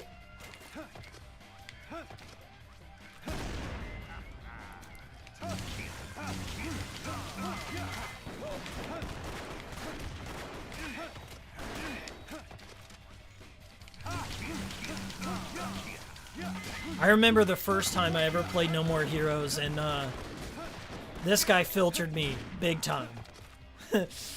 I guess it was because I did, like, the first time I played this was the year it launched. I think it was on launch day or something. And I didn't know how to lock on. And if you want to get any good at No More Heroes, locking on is essential. Yeah, I'm sure you can beat the game without locking on, but it makes things a lot harder. But, yeah, he just, like, killed me from halfway across the field. And, I dropped No More Heroes for, like, a week or so. And then, I read all the Suda51 forums back in the day, and, they told me all the strategies, and that's how I got good. I learned to get good. That's what happened. No, more likely than not, I went on GameFAQs, back then. I used to troll more GameFAQs forums than really any other place early in the Wii's life cycle.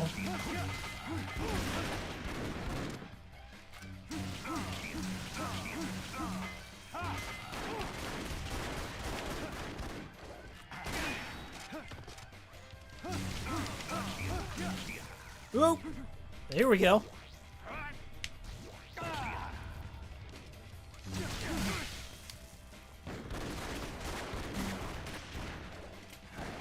Woo! Did I tell you guys that I played Travis Strikes Again using my 8-bit Do controller, like one of those retro NES controllers? I felt it was the most fitting for that kind of game.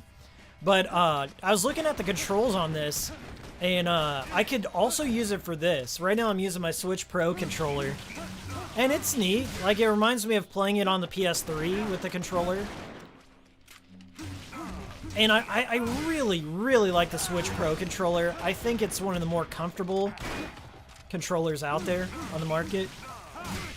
It's got big smushy buttons. And I like it. It's a tad expensive, though. When COVID first hit, you couldn't find a Switch Pro controller for, like, under $80. And I found mine for, like, $54, and I'm like, yeah, that's probably as good of a deal as I'm gonna find. And the battery life is great. I played through Deadly Premonition 2 using it, and so far it's holding up well on No More Heroes, despite having to use, like, the joystick for the motion control. I played a little bit with the Joy-Con, and the Joy-Con doesn't feel as accurate as the Switch version. Maybe it's just I've got a bias on that, but it just doesn't feel the same. And I'd much rather not waggle on stream.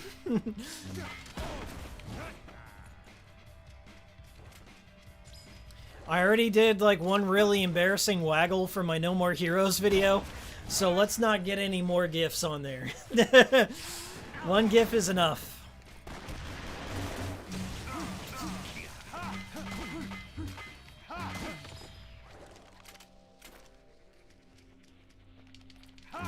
Oh, shit! That was bad timing.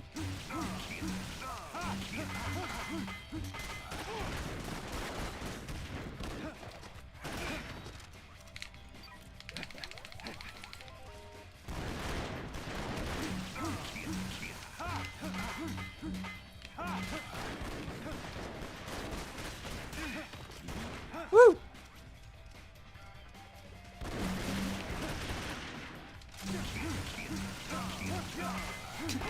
I'm sorry that these boss fights, like, the first couple of boss fights aren't terribly entertaining. But, when you get to, like, Destroy Man, shit really cranks up.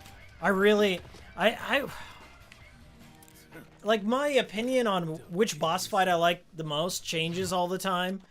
But, I think Destroy Man is very unique.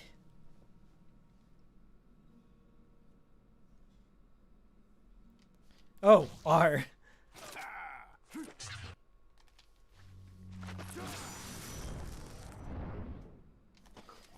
Let's read some chat.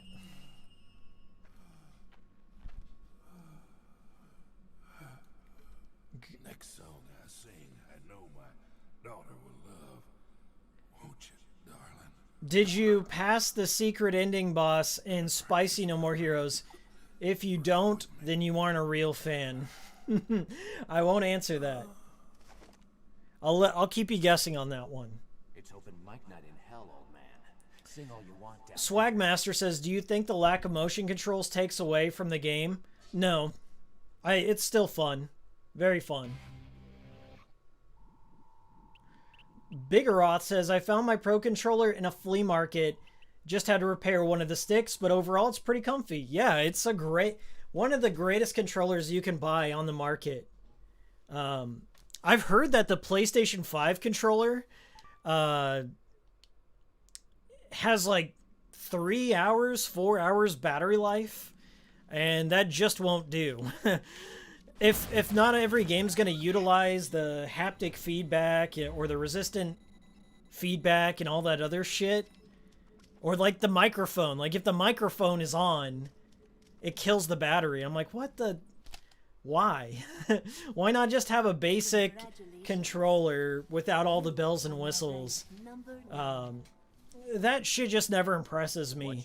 And Sony especially, out of any developer, they do stuff in like a gimmicky manner. Like they start off real strong at first, and then they just give up development. PlayStation Move, PlayStation Eye. The Eye of Judgment, anyone? I'm probably the only motherfucker alive that knows what the Eye of Judgment is. So, yeah. We got 51 concurrent viewers. 51. Nobody else join, nobody else leave. 51, keep it there. Thank you so much for joining us on this cool stream. Whoever recommended, I think it was Max. Max, you were the one who told me to get the Switch version.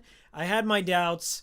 I'm a believer. The Switch version of No More Heroes HD is right here on the cool stream, the definitive way to play than the Wii one. But this one is great. It's a bargain too.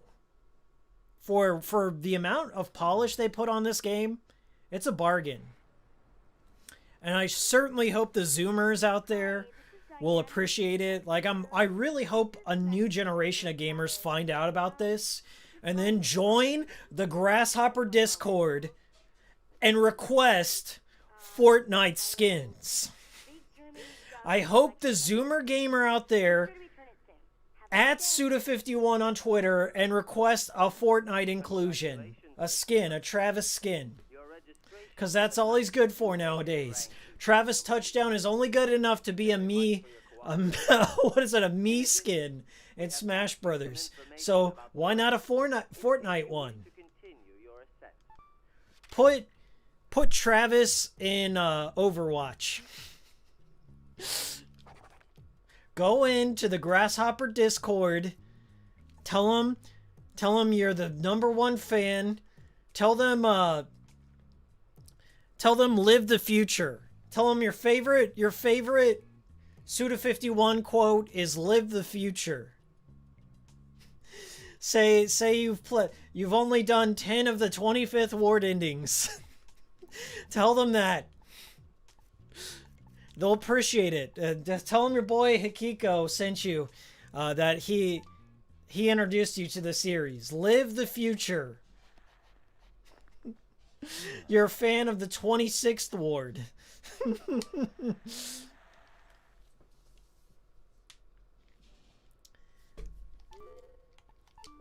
Let's see.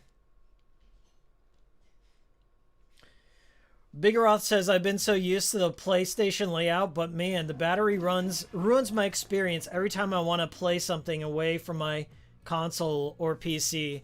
Yeah, Sony's just never been good for battery life on their controllers. Let me tell you something. Miniature rant here to go in with the other ones. Do I have it on me? Hold on.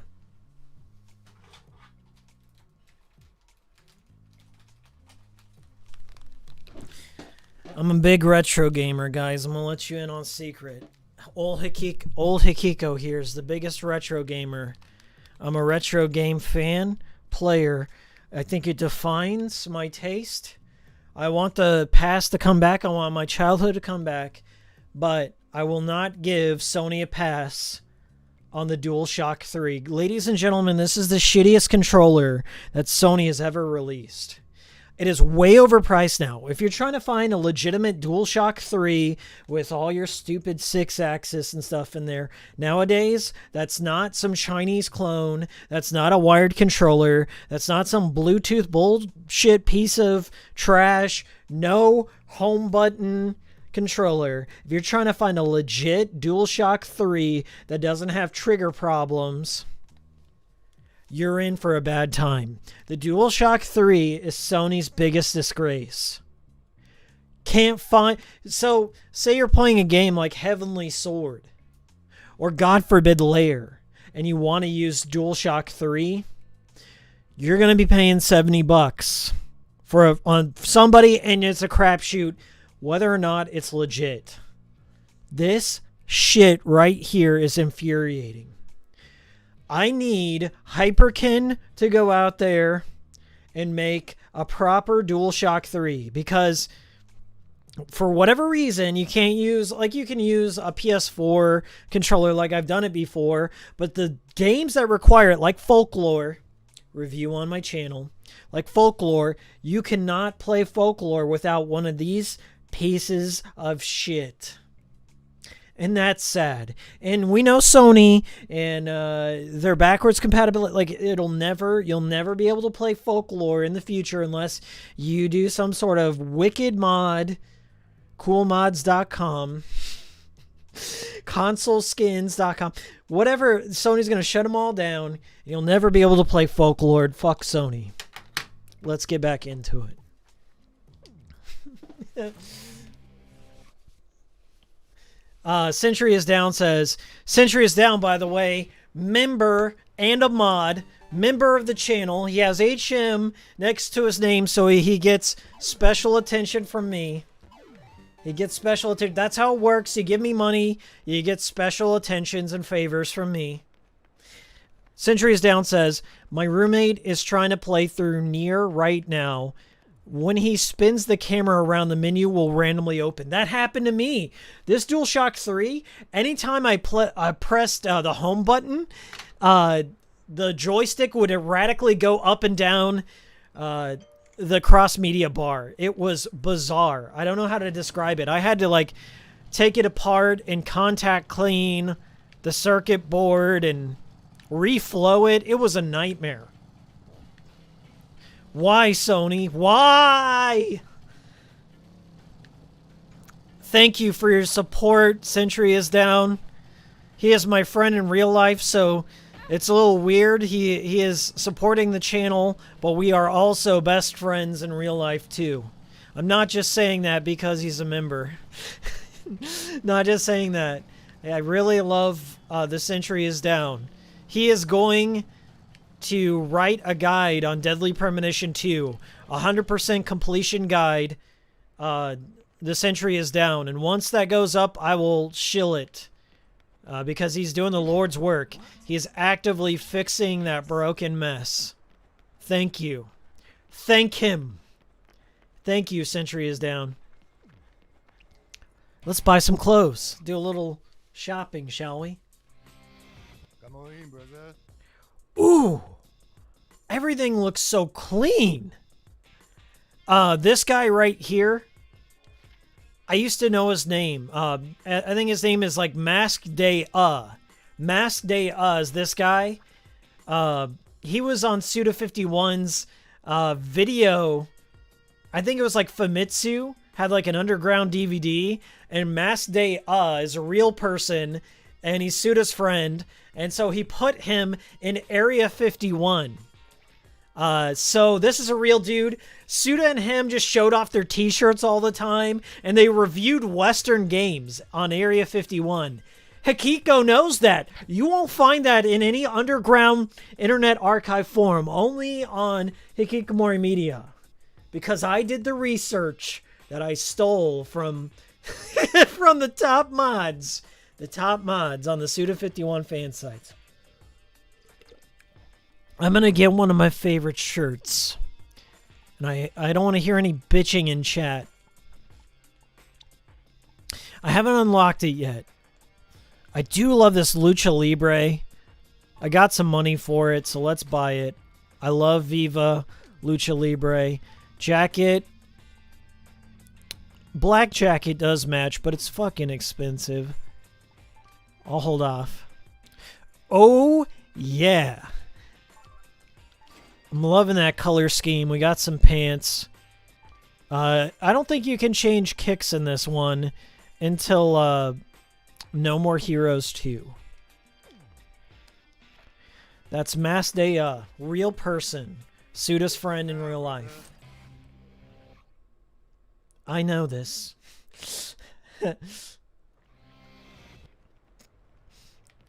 Thank you for thanking The Century is Down. Everybody better thank my number one Janny. I don't want to hear any complaints about his moderation. He is the best.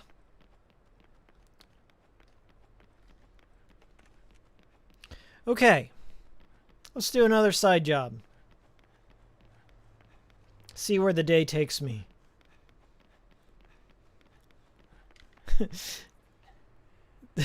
Honestly, the cars in this game operate better. Like a game that's like what?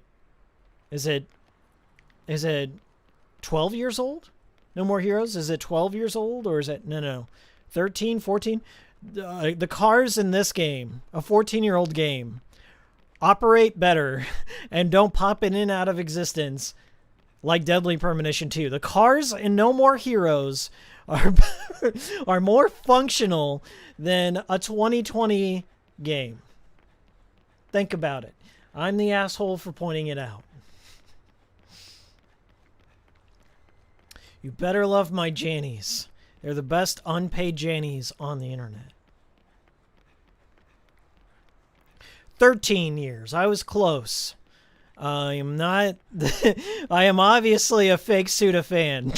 I did not know that. Okay. Well, let's get the Schlepp Tiger, shall we? I think Schlepp Tiger button is this.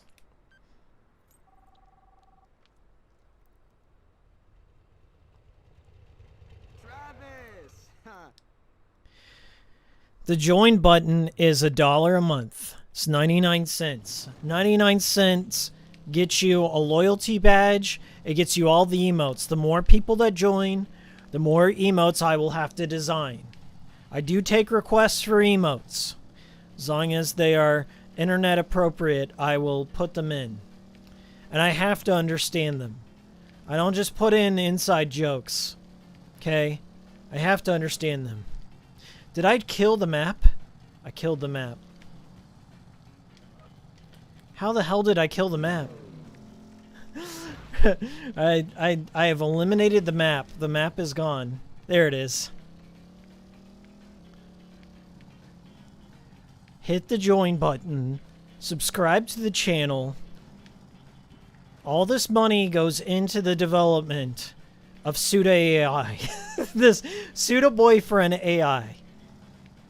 I'm going to be the yandere set dev of Suda AI. It's going to be a 10-year project. My heart and soul will go into it. Please give money.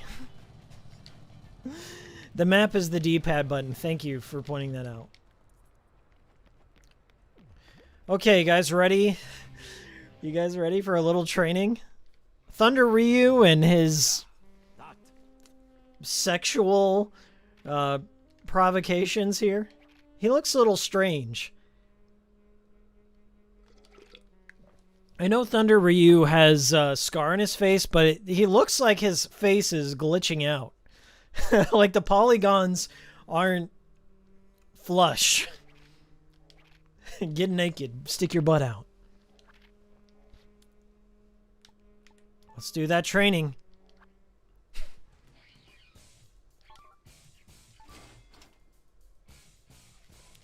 Alright, how the heck do I do this on the buttons? Oh, okay. Is that it? It's just this. Just the sticks. Everything looks so clean. Oakland says, I gave a good review for DP2 based on the first chapter, which is all my embargo would let me cover. Please forgive me.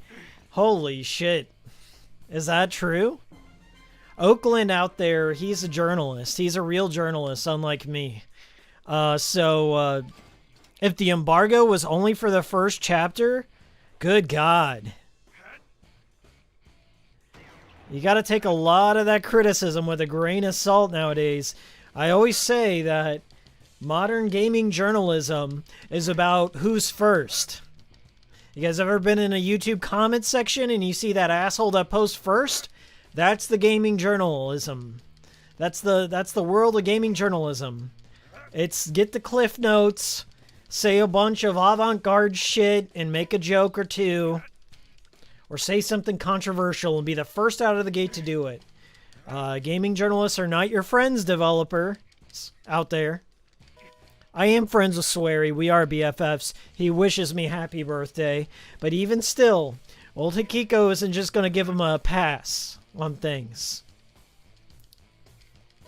But why don't you give 10 out of 10 on everything? Like what I like. I don't know, man.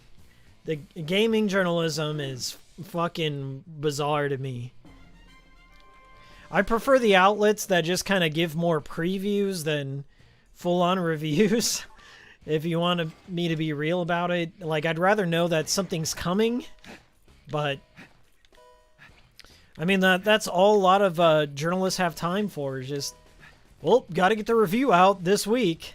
So you can't get in the minutia, can't play the mini games, can't 100% it, can't get the secret ending. Some of them can't even beat the game. So I don't put a lot of stock into gaming journalists.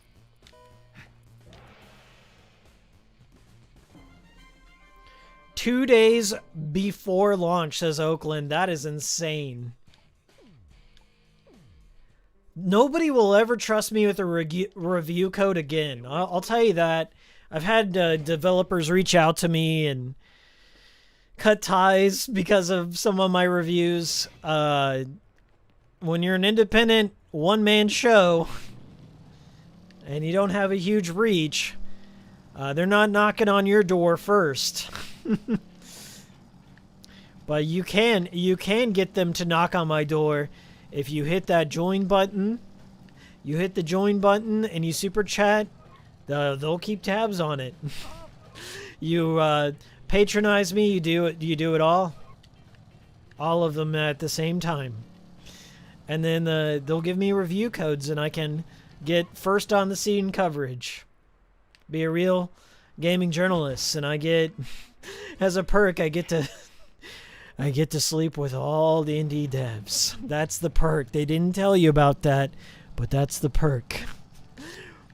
Males, females, you get to sleep with them all. That's the perk if you're a gaming journalist. They didn't tell you that when you went to journalism school, but that's just a perk. That's insider baseball. Is that still a thing? Lucas says, cool stream. Why is your cool stream so relaxing? Because we're here together. We're experiencing this. You're vicariously playing No More Heroes through my stream. So that means you don't have to play it yourself. Yes, I'm going to buy some upgrades. Dang. I don't know what it is about her, but she just looks so clean and colorful in this one. You otaku. You can only buy a couple of things from her. Like 2 things, 2 upgrades, and No More Heroes 2. And people use that as one of the biggest reasons why they don't like the game. But I'm like, okay. They give you a lot of variety in the beam katanas, though. Like the peony. The peony is one of the funniest weapons. Like, for anyone who wants to know the Spaceballs influence, the peony is one of the funniest weapons of any video game. Like, it just starts to grow to ridiculous sizes in No More Heroes 2. God damn, I love the peony. It's my all-time favorite beam katana.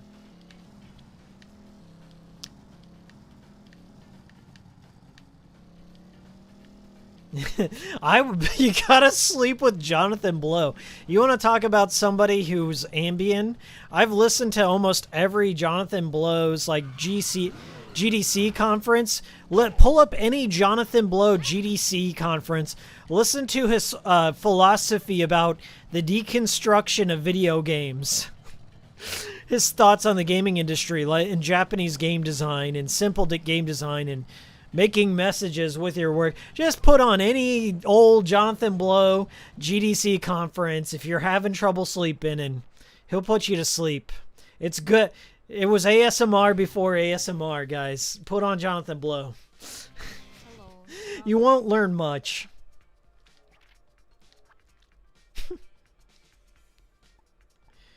Oh my god. Do I have a Jonathan Blow impersonation? Maybe for a super chat I'll put on a Jonathan Blow impersonation for you, but I'm not doing it for free. You click that join button, you super chat, and you'll get a little Jonathan Blow ASMR, but not until then. I'm not a whore.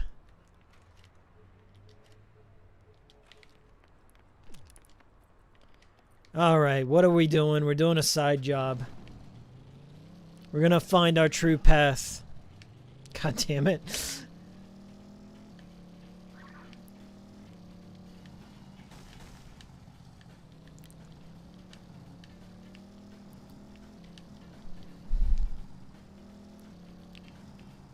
Yeah, the draw distance is nice. There's some good anti-aliasing applied. The frame rate keeps up. The colors pop more. I don't know if that's just my eyes deceiving me, but the colors, like the contrast seems to be bumped up. They didn't overdo it. They didn't try and apply too much post-processing to any of the effects. It's just a nice, clean HD remaster. I love it.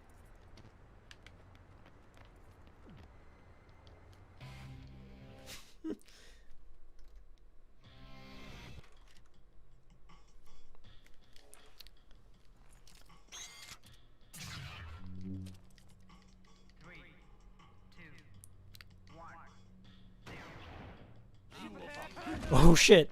Is this another target one? Or just the amount of kills?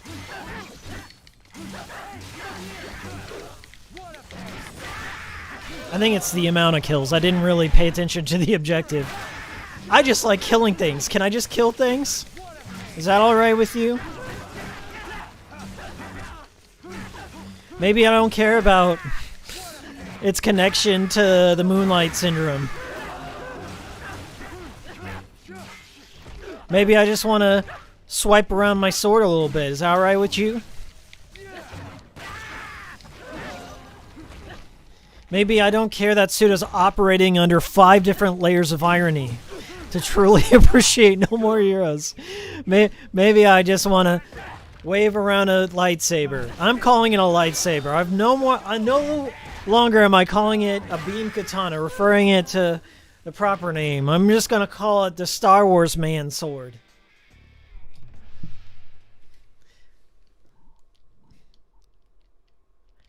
And we got a gold medal. I'm a gold medal gamer. What do you think about that?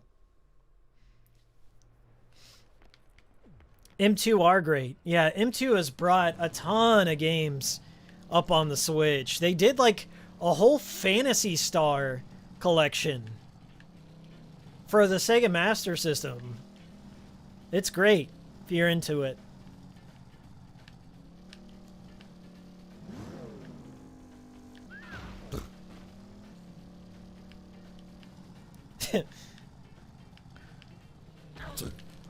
Oh man, I like the UI design. It's very minimalist. It's very minimalist for a postmodern game. After the Grand Theft Auto, the UI is very minimalist. I tried to replicate this in Braid, and I wasn't able to accomplish the voxel-like heart when I was developing Braid, or the Witness.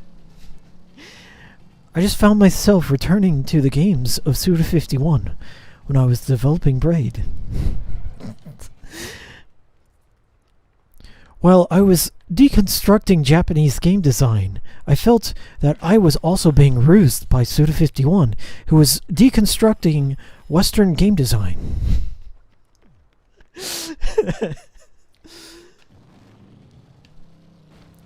Fucking Jonathan Blow. Talk about your one-hit wonder. I mean, I would sit down and talk with Jonathan Blow any old day. He seems like an alright dude, but he just seems like he came into the industry like at the weirdest possible time. Like he was there at the peak of the indie game wave, and then that kind of died off over time, and now it's just almost become commonplace. Like it's almost, the indie game scene is now so mainstream, and the whole crowdfunding system has now just become an expectation if you want to get any sort of middleware. I wouldn't say AAA, but like maybe A or B level kind of game. Like you have to front it in the crowdfunding thing, and I feel the indie spirit is dead.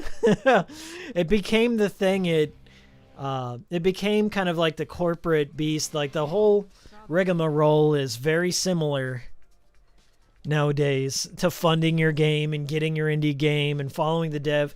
The devs like became more like personalities, like even sweary to a certain extent, but indie devs became more personalities, more larger than life things, and more people were interested in the cult of personality than the end product, is my take. This has been a while since I've played like a really phenomenal indie game. Maybe Shovel Knight. There aren't too many of them out there. There are a lot of like high concept unfinished ideas that have made it to the market, like oneies. But beyond that, the cult of personality thing is starting to die off. There aren't too many like first name developers. Phil Fish disappeared. Jonathan Blow, haven't heard of him since The Witness. The Meat Boy guys kind of keep a low profile nowadays. You don't hear too many of them. I wonder why that is. Can I take on some more jobs? I think we'll do some more trash can punching. I'll find some Lovikov balls. And we'll do one more rank. Yeah. Yes. What? Yes. No Straight Roads was great. I played the first level or the tutorial of that, and I thought the music was pretty good. The humor doesn't really jive with me. If you know what I'm talking about, and I'm not trashing on you guys. Like, you guys, really, it's just, I'm not the gamer for No Straight Roads. But it kind of has that weird Steven Universe, Rick and Morty, modern Cartoon Network sense of humor where things are random and loud. And there's a certain demographic that's for. And I've met people that really enjoy Steven Universe and Adventure Time and stuff like that. But I just find it as the lowest sense of humor. Like the most... I don't think random humor is all that creative. Like, that's kind of like why I don't like Travis Strikes Again all that much. Is because, like, the humor in that kind of taps into that Steven Universe gamer or the people who like No More Heroes for the memes. Pandering, like what happened with Deadly Premonition 2, like the more pandering to the millennial that likes Disney kind of thing. You know what I'm talking about? Am I being too mean? I don't want to be mean here. If you like it, you can like it, but it doesn't work with me because I know what it's trying to do. And Like anime club vice president plays a YouTube video at the meeting. You guys ever had a guy that you're associates with, like you're not really close friends, but they try and show you a YouTube video? That shit has happened to me so many times as an adult. Like I'll have like a fucking Zoomer come by and show me like a Gary's Mod video. A Gary's Mod video, like where it's playing like a dub. Like they use Gary's Mod to dub over a random song from the 90s, like Scatman. And you see something like G-Man, like, I'm the Scatman, and you have the engineer, and I'm like, God damn it. I played Team Fortress 2 when it was vanilla, before the hat economy, and I sunk a lot of time when it was a good strategic game. And then once fucking Source Engine mod came out, and like it became a meme machine, like I can't connect with it at all. I don't know where the fuck the humor is. And that's what No Straight Roads and Steven Universe, like it appeals to that Zoomer that likes things delivered to them in 10-second intervals of, I got the reference. I get the reference. Oh shit, I remember that YouTube clip. Or it's loud and obnoxious. Kind of like Sonic the Hedgehog. Like it all kind of taps into that kind of gamer. And there's nothing wrong with it. You can enjoy that sense of humor. But for me, I like something that's a little more low-key. I don't mean to be mean. I'm sorry if that offends you. But I just feel so out of touch with it. It takes a lot more. Let's do some more coconut collecting. We'll do that and get some money. We'll do another ranked match, or maybe not. I'm getting close to dinner time here. Getting close to dinner time. Make sure you hit that join button. If you want your chats read, you need to have an HM next to your name. You need to have a loyalty badge, and you need to super chat. It's the only way I'm going to read your damn chats. The only way I can keep up as a boomer gamer. I'm sorry, guys. Yeah, like Century is down to saying in chat, is saying loud equals funny. It's not to me. When I was younger, when I was a wee lad, 16 years old, and I was auditioning for the improv team in theater. I was auditioning to be in the improv group at my local theater, right?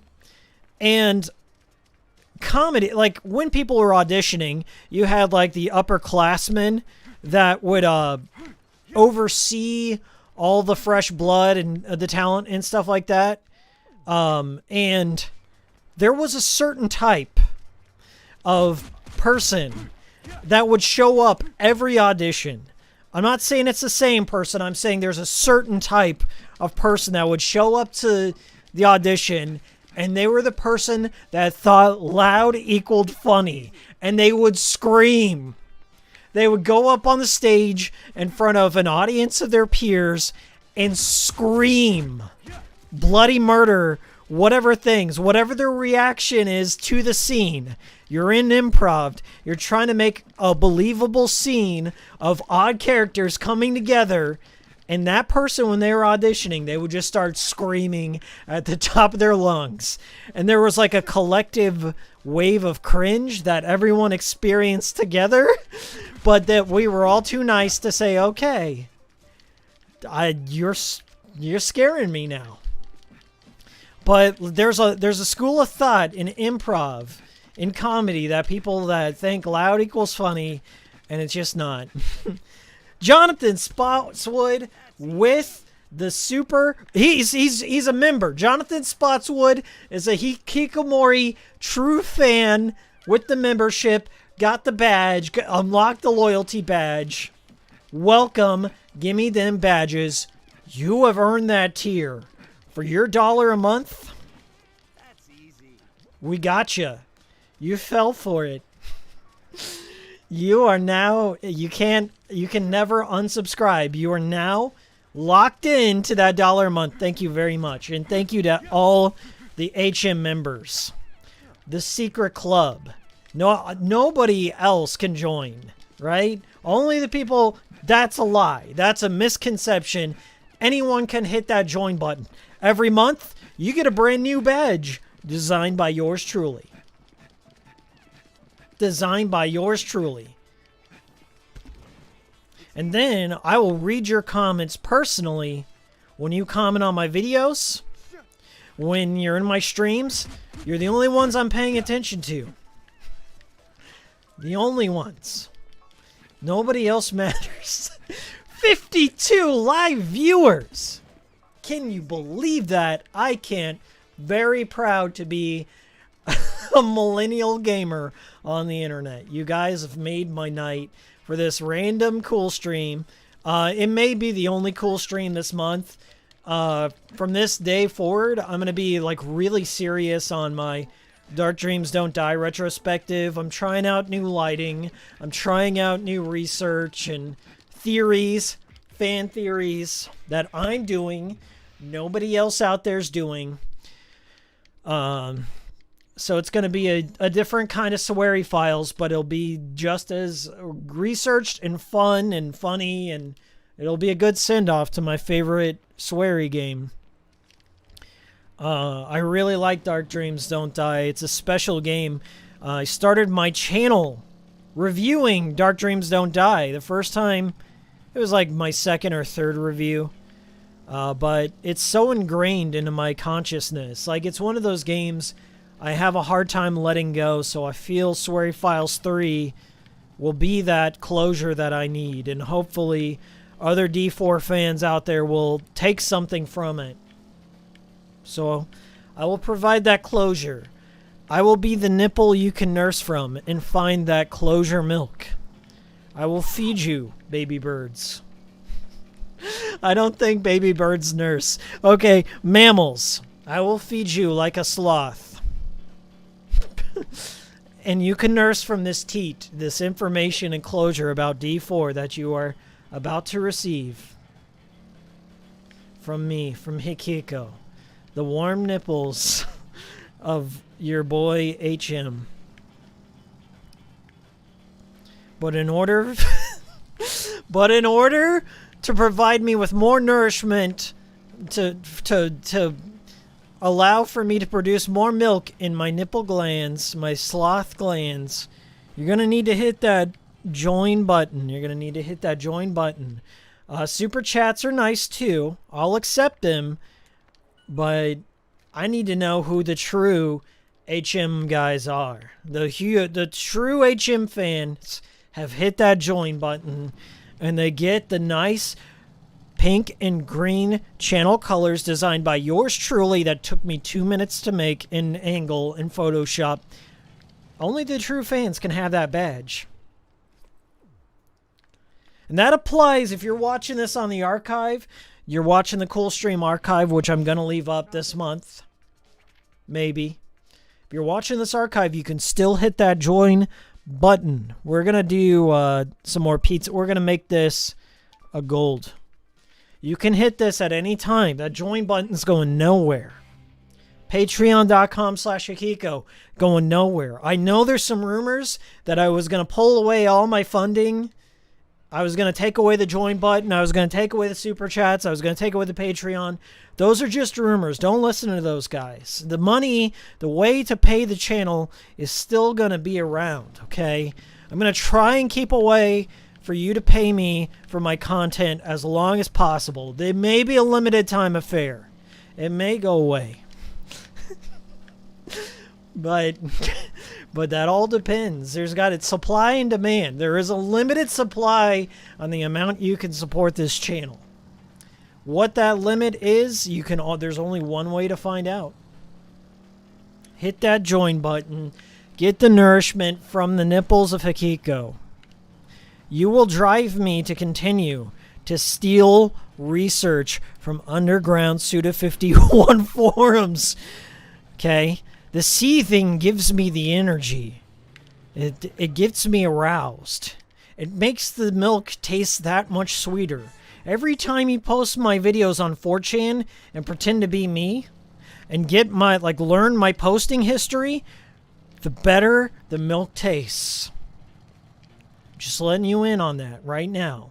That's the secret to my success. Let It Die fans, are you there? Are you even fucking listening? You can only give me a certain amount of money. There's a limit. There's a cutoff point. It's limited time only. You can only give me this money for a certain amount of time.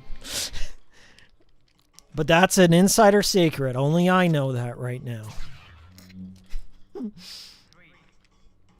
Milk from the sloth, the warm sloth nipple of Hikiko is where that milk comes from. You get nourished by me. I continue to produce milk and you get the nourishment. That's how it works. It's a symbiotic relationship between mother and child. Quick finishing time. I think I halved it. I think I halved the finishing time. 1, should I get a silver medal? Silver medal it is. Quick and easy money. Nero Smith says, I won't give this man money, but I'll keep pretending to be him online and spamming his videos. That'll work. Pretend to be me and post them in every forum. All of them. There's no rules against it. People say there are imaginary rules, but I see Scott the Waz everywhere. People post his videos everywhere, so there's no rules. And give me money. AdSense, Patreon, subscribe button. You'll get the badge and the nourishment. Those are the things you get. And I'll keep making content. This bit has gone on really long. I'm starting to get tired and hungry. I got a kombucha. What am I doing here? Gotta have the sip.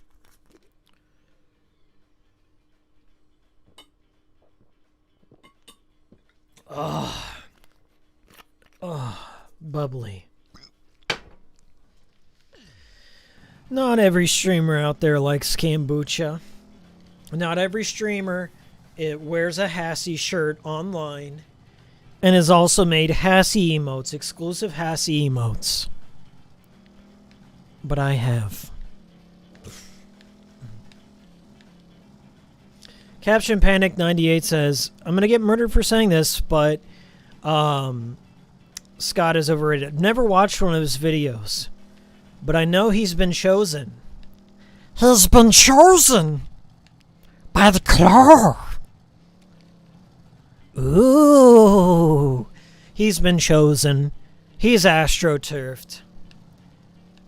Came out of nowhere. One day, all of a sudden,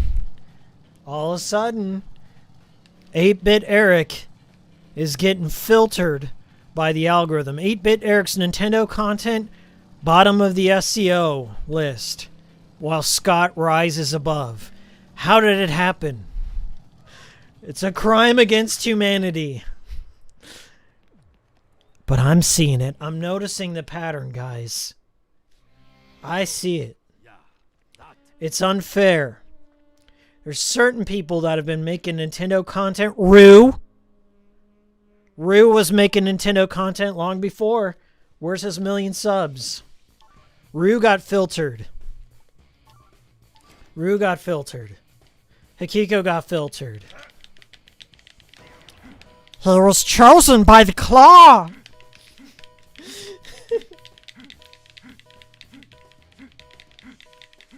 Nero Smith says, I'm sorry, I'm spending all my PayPiggy money budget on the Spoony one. He's a good choice. I like the Spoony one. He once made that Ultima retrospective and pay him forever. The Spoony movie is in pre-production. But it is happening. I can tell you that. I've spoken to Spoony on Twitter. I did go out at a certain point in time. I did go down the rabbit hole of Spoony. And Spoonie is like somebody that I feel incredibly bad for because this is a serious thing. This is not a bit. But I did have a family member with bipolar disorder. So I was very, very familiar with his behavior and kind of his outburst on Twitter and other places. And those depressive episodes are a real thing. So like bipolar runs in my family. And it's something in the back of my mind always. And I think a lot of creative types are bipolar. Like, yeah, they really have that mindset of, like, where they can be very creative one day and then just, like, fall into a spell. And, like, I feel it, too. Like, I'm very critical of my shit. I get embarrassed posting it. I get embarrassed, like, I don't know. It's something I feel. Never been diagnosed. But I have a very close relative that was diagnosed with it. And, like, when I see Spoonie, yeah, the memes are funny. The memes are, like, the Spoonie movie and this Patreon and shit like that. But deep down, I see, like, somebody who's been destroyed by medication, destroyed by just the weird world of the internet.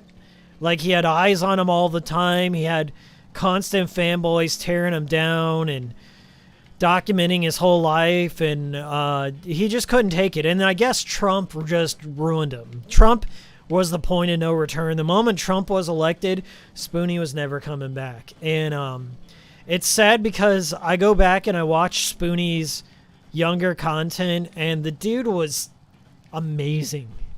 I don't know how to say it, but he was Spitfire. He was like a walking encyclopedia. Like, the dude knew his knowledge about Ultima and Final Fantasy and like Red Brown films, cult films, Escape from New York. Like, out of all the Channel Awesome people, sans Brad Jones, I like Spoonie the most. And I think that's what happened to him is, like, people on the fringes of Channel Awesome wanted to make him a martyr. Does that make sense? They wanted to see him killed, essentially.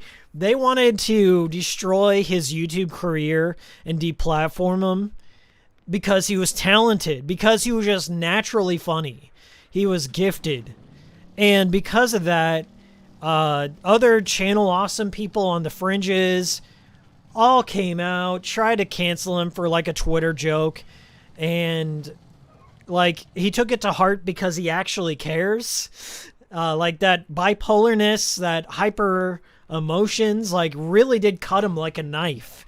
And for every person that pretended to be his friend and didn't, like, go in there and check up on him, like, I know there are some people like Brad Jones that gave him some love and, like, was there for him. For every person that just didn't, like, understand where he was coming from, didn't understand that he was, like, having a bipolar episode, they fucking killed him, essentially.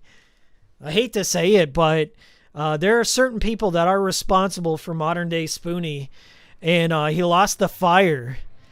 And it was out of greed. It was out of, like, the whole e-celeb rat race. Like, you know who the people are. The same people that ran the change the channel shit are the same people that put the nail in Spoonie's coffin. And that sucks because he was one of the talented people that came out of that whole affair. And every day this dude's contemplating suicide up on Twitter and just by himself, and by whatever threads keeping him on there, I hope he does make a turnaround. Like, everyone wants to call him a grifter and a fucking fake con artist, but I truly believe he's a broken man. Like, there's no doubt about it. And I've known people with bipolar disorder, like, my whole life, and for people to, like, not look at that angle about Spoonie is just, like, sad. Should he have a Patreon? Probably not, but he still does live stream occasionally. Like, he's trying something, but I don't know. It's either the medication or Twitter, this vicious cycle that he can't break, that's keeping him in there. So yeah, he's kind of like living through a Groundhog Day of his own personal hell, is how I put it. But I think like the most beneficial thing he could do is just get the fuck off of Twitter. I'm hoping the Biden presidency like helps him out in some little way. I hope that he finds a little bit of comfort in the Biden presidency, but I don't know. I hope he comes back. He is really talented. Like I did catch his like Death Stranding stream. Somebody had let me know that he did a stream, and you know how I feel about Death Stranding, so I checked him out. And at the very end, like go watch this guy. Sorry, I'm getting fucked up here.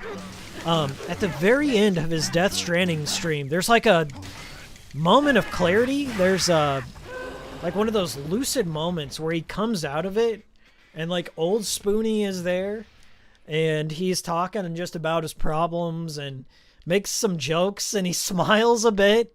And he's like very self-aware. It's weird to say that, but I almost teared up. It's weird to say that, but you see like a glimmer of the person in there. So he left his comments open. So like if you do see him, if you go and watch his live wire, I mean they're not all that good. His live wires aren't the best streams, but just leave him some fucking words of encouragement or what have you. I mean, you don't have to agree with him about the whole Patreon shenanigans and the Spoonie movie, but dude was just raw talent, and I can't hate him. I refuse to hate him. I'm sorry if that's an unpopular opinion, but he seems like an alright guy, and in his prime, that dude was one of the best. Brad Jones is still out there. Brad Jones is still making content. I really like watching him. I kind of like his dry, deadpan humor, but outside of that, I never really like got on board with any of the other content creators on Channel Awesome, like all the Z-listers and all that shit. I didn't even watch Doug. I didn't watch like what is his name? The Nostalgia Critic. I didn't watch him all that much, but I did watch Spoonie and I watched Brad. So yeah, that is true. The rumors are true. I'm somewhat of a Channel Awesome fan, but like not all hardcore. Osman Undram says, "Yo, Hikiko, looking sharp. Thank you. Hassie, custom printed shirt. Recover. Have you had a Hassie today?" And I got the flannel on, even though it's kind of warm. Next time I stream, you'll notice some new lighting. I'm trying out some new things with lighting and learning about it. That's my goal for this D4 video, is get the lighting right. Make it look semi-professional. So thank you so much for supporting the channel. All the Patreon earnings is going towards the lighting. I didn't break the bank or anything on the lighting, but I've been learning lighting. Has been my goal. The McDJC1, Nostalgia Critic is prime, loud equals funny. Yeah, now that I think about it, you're right. Probably why I didn't watch them all that much. Mr. T says, pretty much watched Nostalgia Critic, Nostalgia Chick, Cinema Snob, and Bennett the Sage. I've heard all those names. I've never really watched any Nostalgia Chick or Lindsay Ellis. Like, I'm not huge into critical theory when it comes to movie analysis. Like, I'm not huge. I went to college for English. I was an English major. Well, I was more of an education major than anything, but I had to take a lot of undergraduate work on analysis and theory and all that. Like, it just, that shit is self-flagellating, if you will. A lot of analysis is, and there's a lot of reaching that goes into analysis work, and I don't know. It's just not my cup of tea. I kind of like more casual stuff. Oh, I only got one heart. I only got one hit. It's the one hit challenge. Okay. The thing is about these one hit challenges, you don't want to get them behind you or on the side. So like I tend to wait for all these dudes to spawn and then just go in on it. You have some friends that are friends that are fans of Lindsay Ellis. I got nothing against the girl. I'm sure she makes fine content, but it's just not my cup of tea. I like more like red letter media kind of stuff, like nothing too serious. Brad Jones, of course, the OG. Yeah, people tend to forget that Brad Jones he'd been doing the YouTube thing for a long time. I mean, that dude's like an independent filmmaker, and his stuff is entertaining in kind of like a B-movie sort of way, like very shot on shitty, low budget stuff. And I like that because I used to be a part of a film group that made movies like that. I just have a nice little appreciation for guerrilla filmmaking, and Brad still carries that spirit, I think.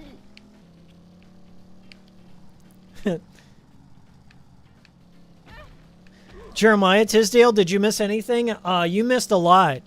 You missed a lot by not hitting that join button. Give me a $1 per month, and you get all the badges. You get all the badges and emotes and the nourishment. You're gonna have to watch the archive of this. This is on. This is gonna be up on the channel for a bit. I may unlist it later when the D4 video comes out. So please watch or watch the archive. Oh shit! Please enjoy the archive. They are on the Cool Stream playlist. Always, always, always. I think I have enough money. Where are we at in time? Where are we at on time? We are closing in on 3 hours. That's what I promised, was about 3 hours for tonight. It's been a great stream.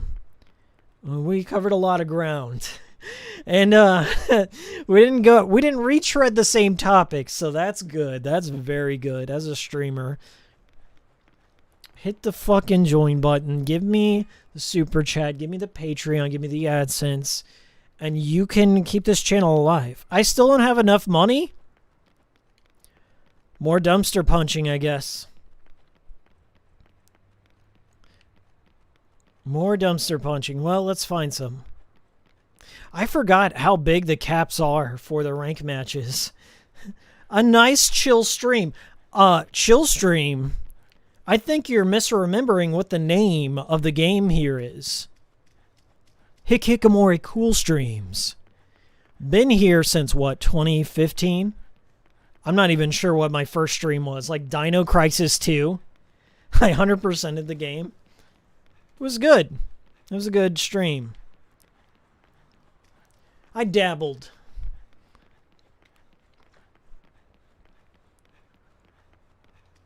You missed the nourishment? Oh my god.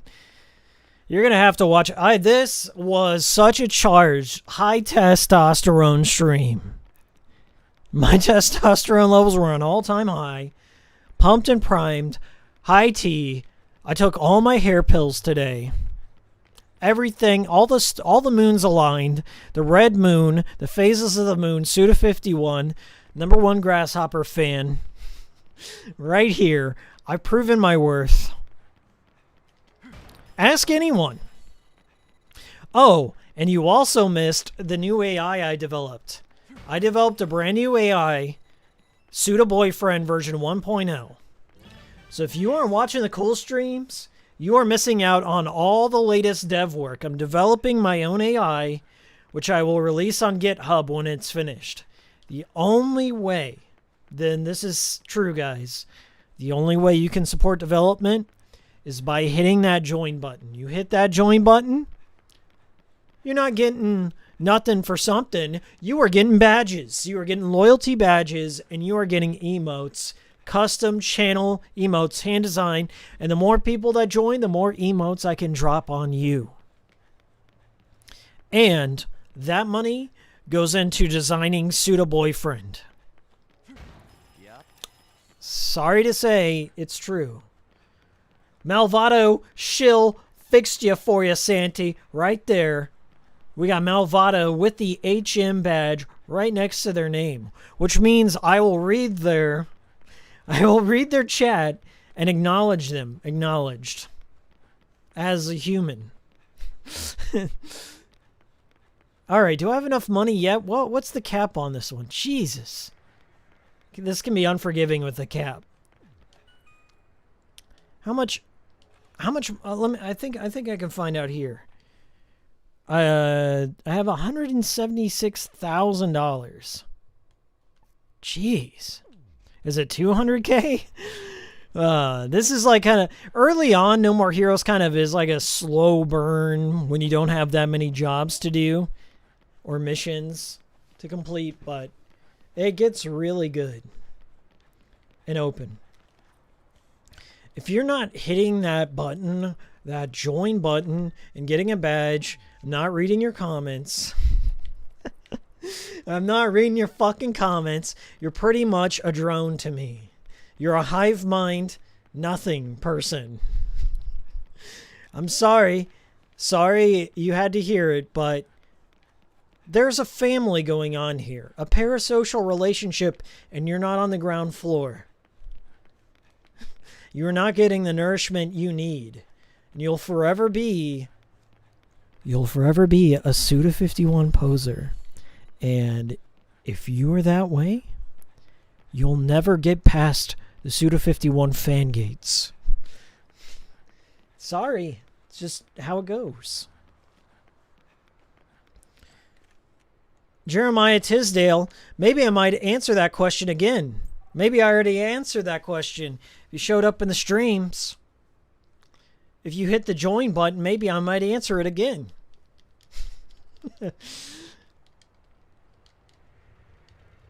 You can see how much you need to hit ranking or position in the pause menu. Okay. Where the fuck was that? Side jobs, configs, data. Is it in data? Where am I missing it? I'm not seeing that threshold, guys. Oh, yeah, it's 200,000. Okay. Thank you very much for that pro tip. Thank you so much for the pro tip. Santi says, I would give you money, but I need them for PS2 games. I understand. I get it. No, trust me, I get that.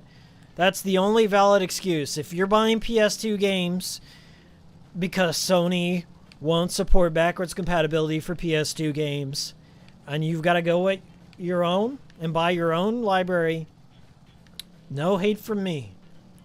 Only understands. Only understands.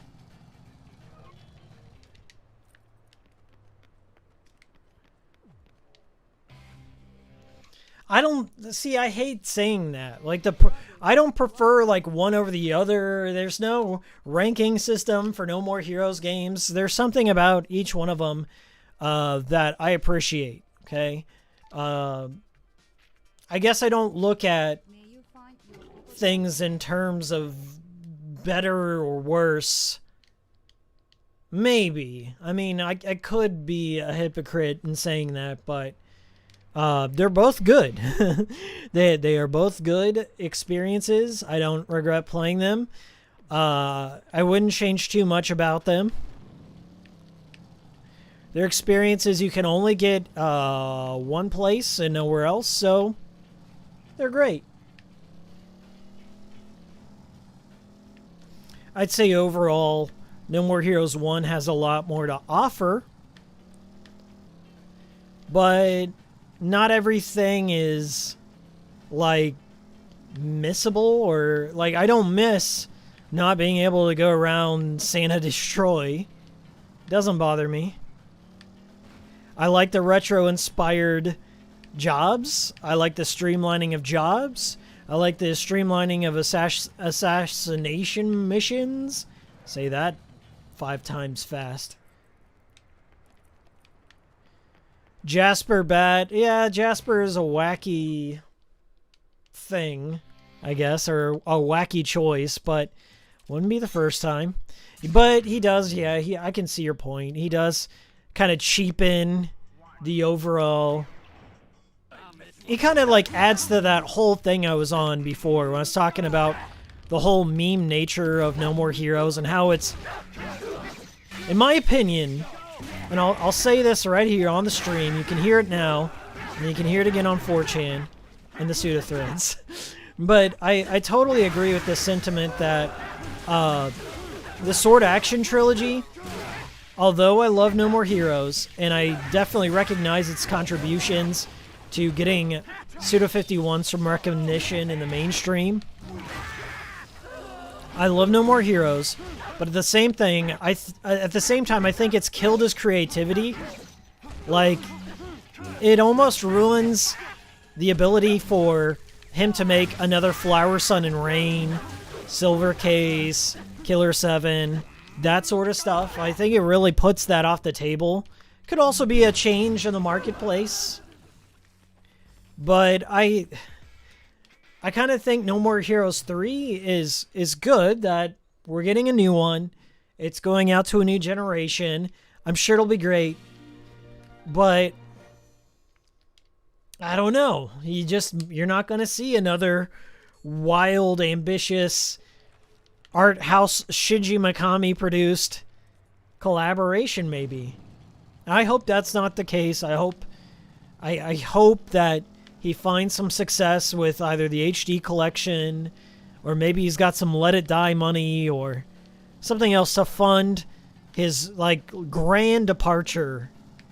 Because at some point, Suda's going to leave us. He's going to leave the industry.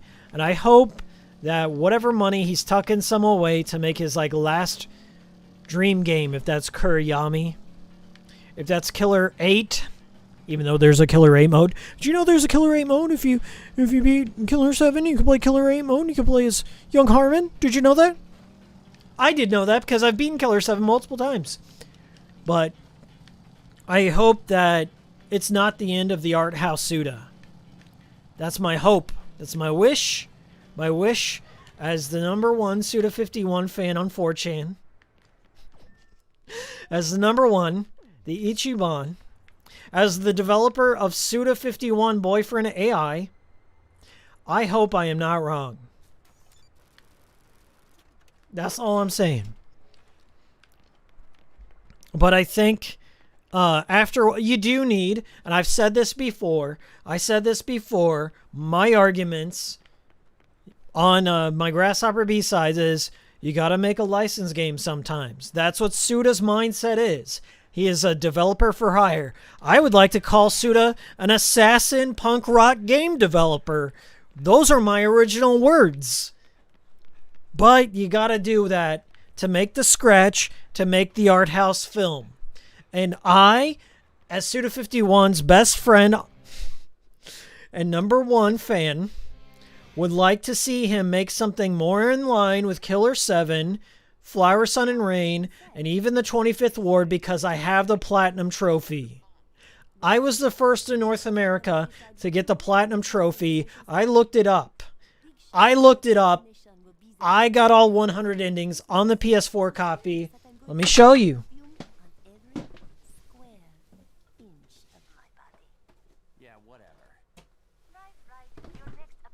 Let me show you. Limited run games. I was the first one to pre-order the PC version of the Silver Case. I got the poster.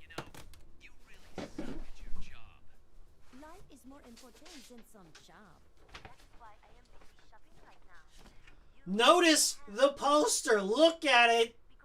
I got that. Do you have that? Do you have that over in Brazil?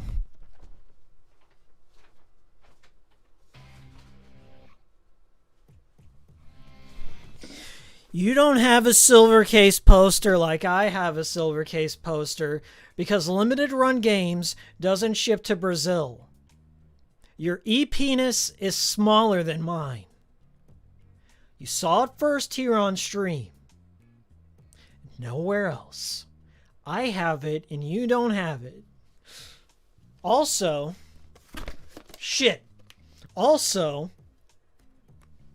I didn't just go fish around in the bargain bin at GameStop for the 25th Ward limited edition. I pre-ordered it from NIS America against my better judgment, but I did that. You fished it out of the GameStop dumpster. You don't have a 25th Ward Platinum trophy, you stupid bitch. I did all 100 endings. Didn't just watch them on an LP. I did it. And if you don't have one of those 25th Ward Platinum trophies, if you didn't hit the join button on this stream, if you didn't give me a Patreon or Super Chat, then you're not a part of the club. And I'm going to take all these photos of my number 1 Suda 51 Ichiban collection and post them on V. And you're going to have to look at them and seethe. Because I'm posting them there. And you can't stop me. Do you really have this? Show me. Show me your silver case collection. Show me your 25th Ward collection. Show me your silver case poster, bitch. Where is it? I did it. I also have, I'm going to tell you a secret right here on stream. I'm going to tell you a secret before I leave you. I usually only share this with people that have hit that join button. And people who are watching this archive, you can also hit it. It's not restricted, but it is limited time. I'm going to let you in on a secret. 14 years ago, I flew to Akihabara in secret, went through Haneda Customs. I went to Akihabara in secret, and I was there for the launch of No More Heroes. I ran into the bathroom because I was nervous. I had to meet my idol, my biological father, Suda 51. I was going to meet him for the first time. I ran into the bathroom. Inside the bathroom was a limited edition toilet paper roll from No More Heroes. At that moment, I could have taken it home, but I really had to shit because I was meeting my biological father, Suda 51. And I used that toilet paper. But while I was wiping, I thought, this is the closest any gaijin has ever come to being the biggest Western Suda 51 fan ever. I, with my diarrhea from meeting my biological father, has come closer to him than anyone on Paradise 51 has ever done before. It was a remarkable revolution in my way of thinking. So I go outside and I'm mustering up the courage to meet my father. And who do I see but Yasuhiro Wada, creator of Harvest Moon, producer on No More Heroes, crying because the store is vacant. He was in the corner, regretting all of his choices about partnering with this flop master, my biological father, Suda 51. I went over to Yasuhiro Wada and I said, hey, don't get yourself down, bro. Don't get yourself down, bro. This is going to be a cult game. 10 years from now, I am going to make a video recognizing the importance of No More Heroes, examining the hidden subtext, and then applying a 2019 framework to it on this platform called YouTube. It's going to be re-released. It'll find a new fan base. But you got to recognize, Wada, that not all the cream rises to the top. And then he put his hand on my shoulder and he said, I don't talk to white people. Leave. He said that to me, but I'm willing to forgive Yasuhiro Wada's xenophobia. So I waited in line. There were 3 other people in line at the Akihabara video game store. There were 3 other people in line waiting to get my father's autograph. And you know what? They were there. They were actually there to pick up Barnyard games on the Wii. They didn't know what No More Heroes was. I went up to him and I said, Dad, it's me, your son. Do you remember? Do you remember when you impregnated my mother while you were listening to Joy Division's Disorder album 18 years ago? Do you remember it? And he looked at me. And he looked past me. And he looked at me again. And he said, oh yeah, that was very punk rock of me. And I said, Dad, what is the secret of the Kill the Past series? I must know. And he told me that if I wanted to learn the secret of the Kill the Past series, I was going to have to climb the ranking boards as the #1 Suda 51 fan. And there was Russians and Brazilians and monotone YouTube creators ahead of me. And then he gave me a plastic lightsaber. And he told me to fight the fat Japanese man that was ahead of me in line in the store. And if I could take him down with that plastic lightsaber, which he did refer to as a beam katana. He did refer to that. And then recite his favorite line from Paris, Texas. I would never be his true son. So I took my beam katana made out of plastic and I went over to the fat otaku in the store who was over there jacking off under his pants, rubbing himself to completion because there was a Sylvia cosplayer that was also there. And he was sweaty. And I went, whoo! But my sword did not come out. And I went, whoo, whoo! But my sword would not retract from its holster. And then I realized I was not ready. I was not ready to be the Ichiban #1 son for Suda. And I went to him and I said, Father, I have failed you. I have failed you. I am not ready for this. And he told me, Hikiko-san. Hikiko-san. Would you like some toilet paper to dry your bitch-ass tears? Because I will never acknowledge you as my son. You have not even played. You've never played the Twilight Syndrome. And for that reason, you can fucking die like a dog. I got on all fours and I walked my way out of the store, barking and sobbing.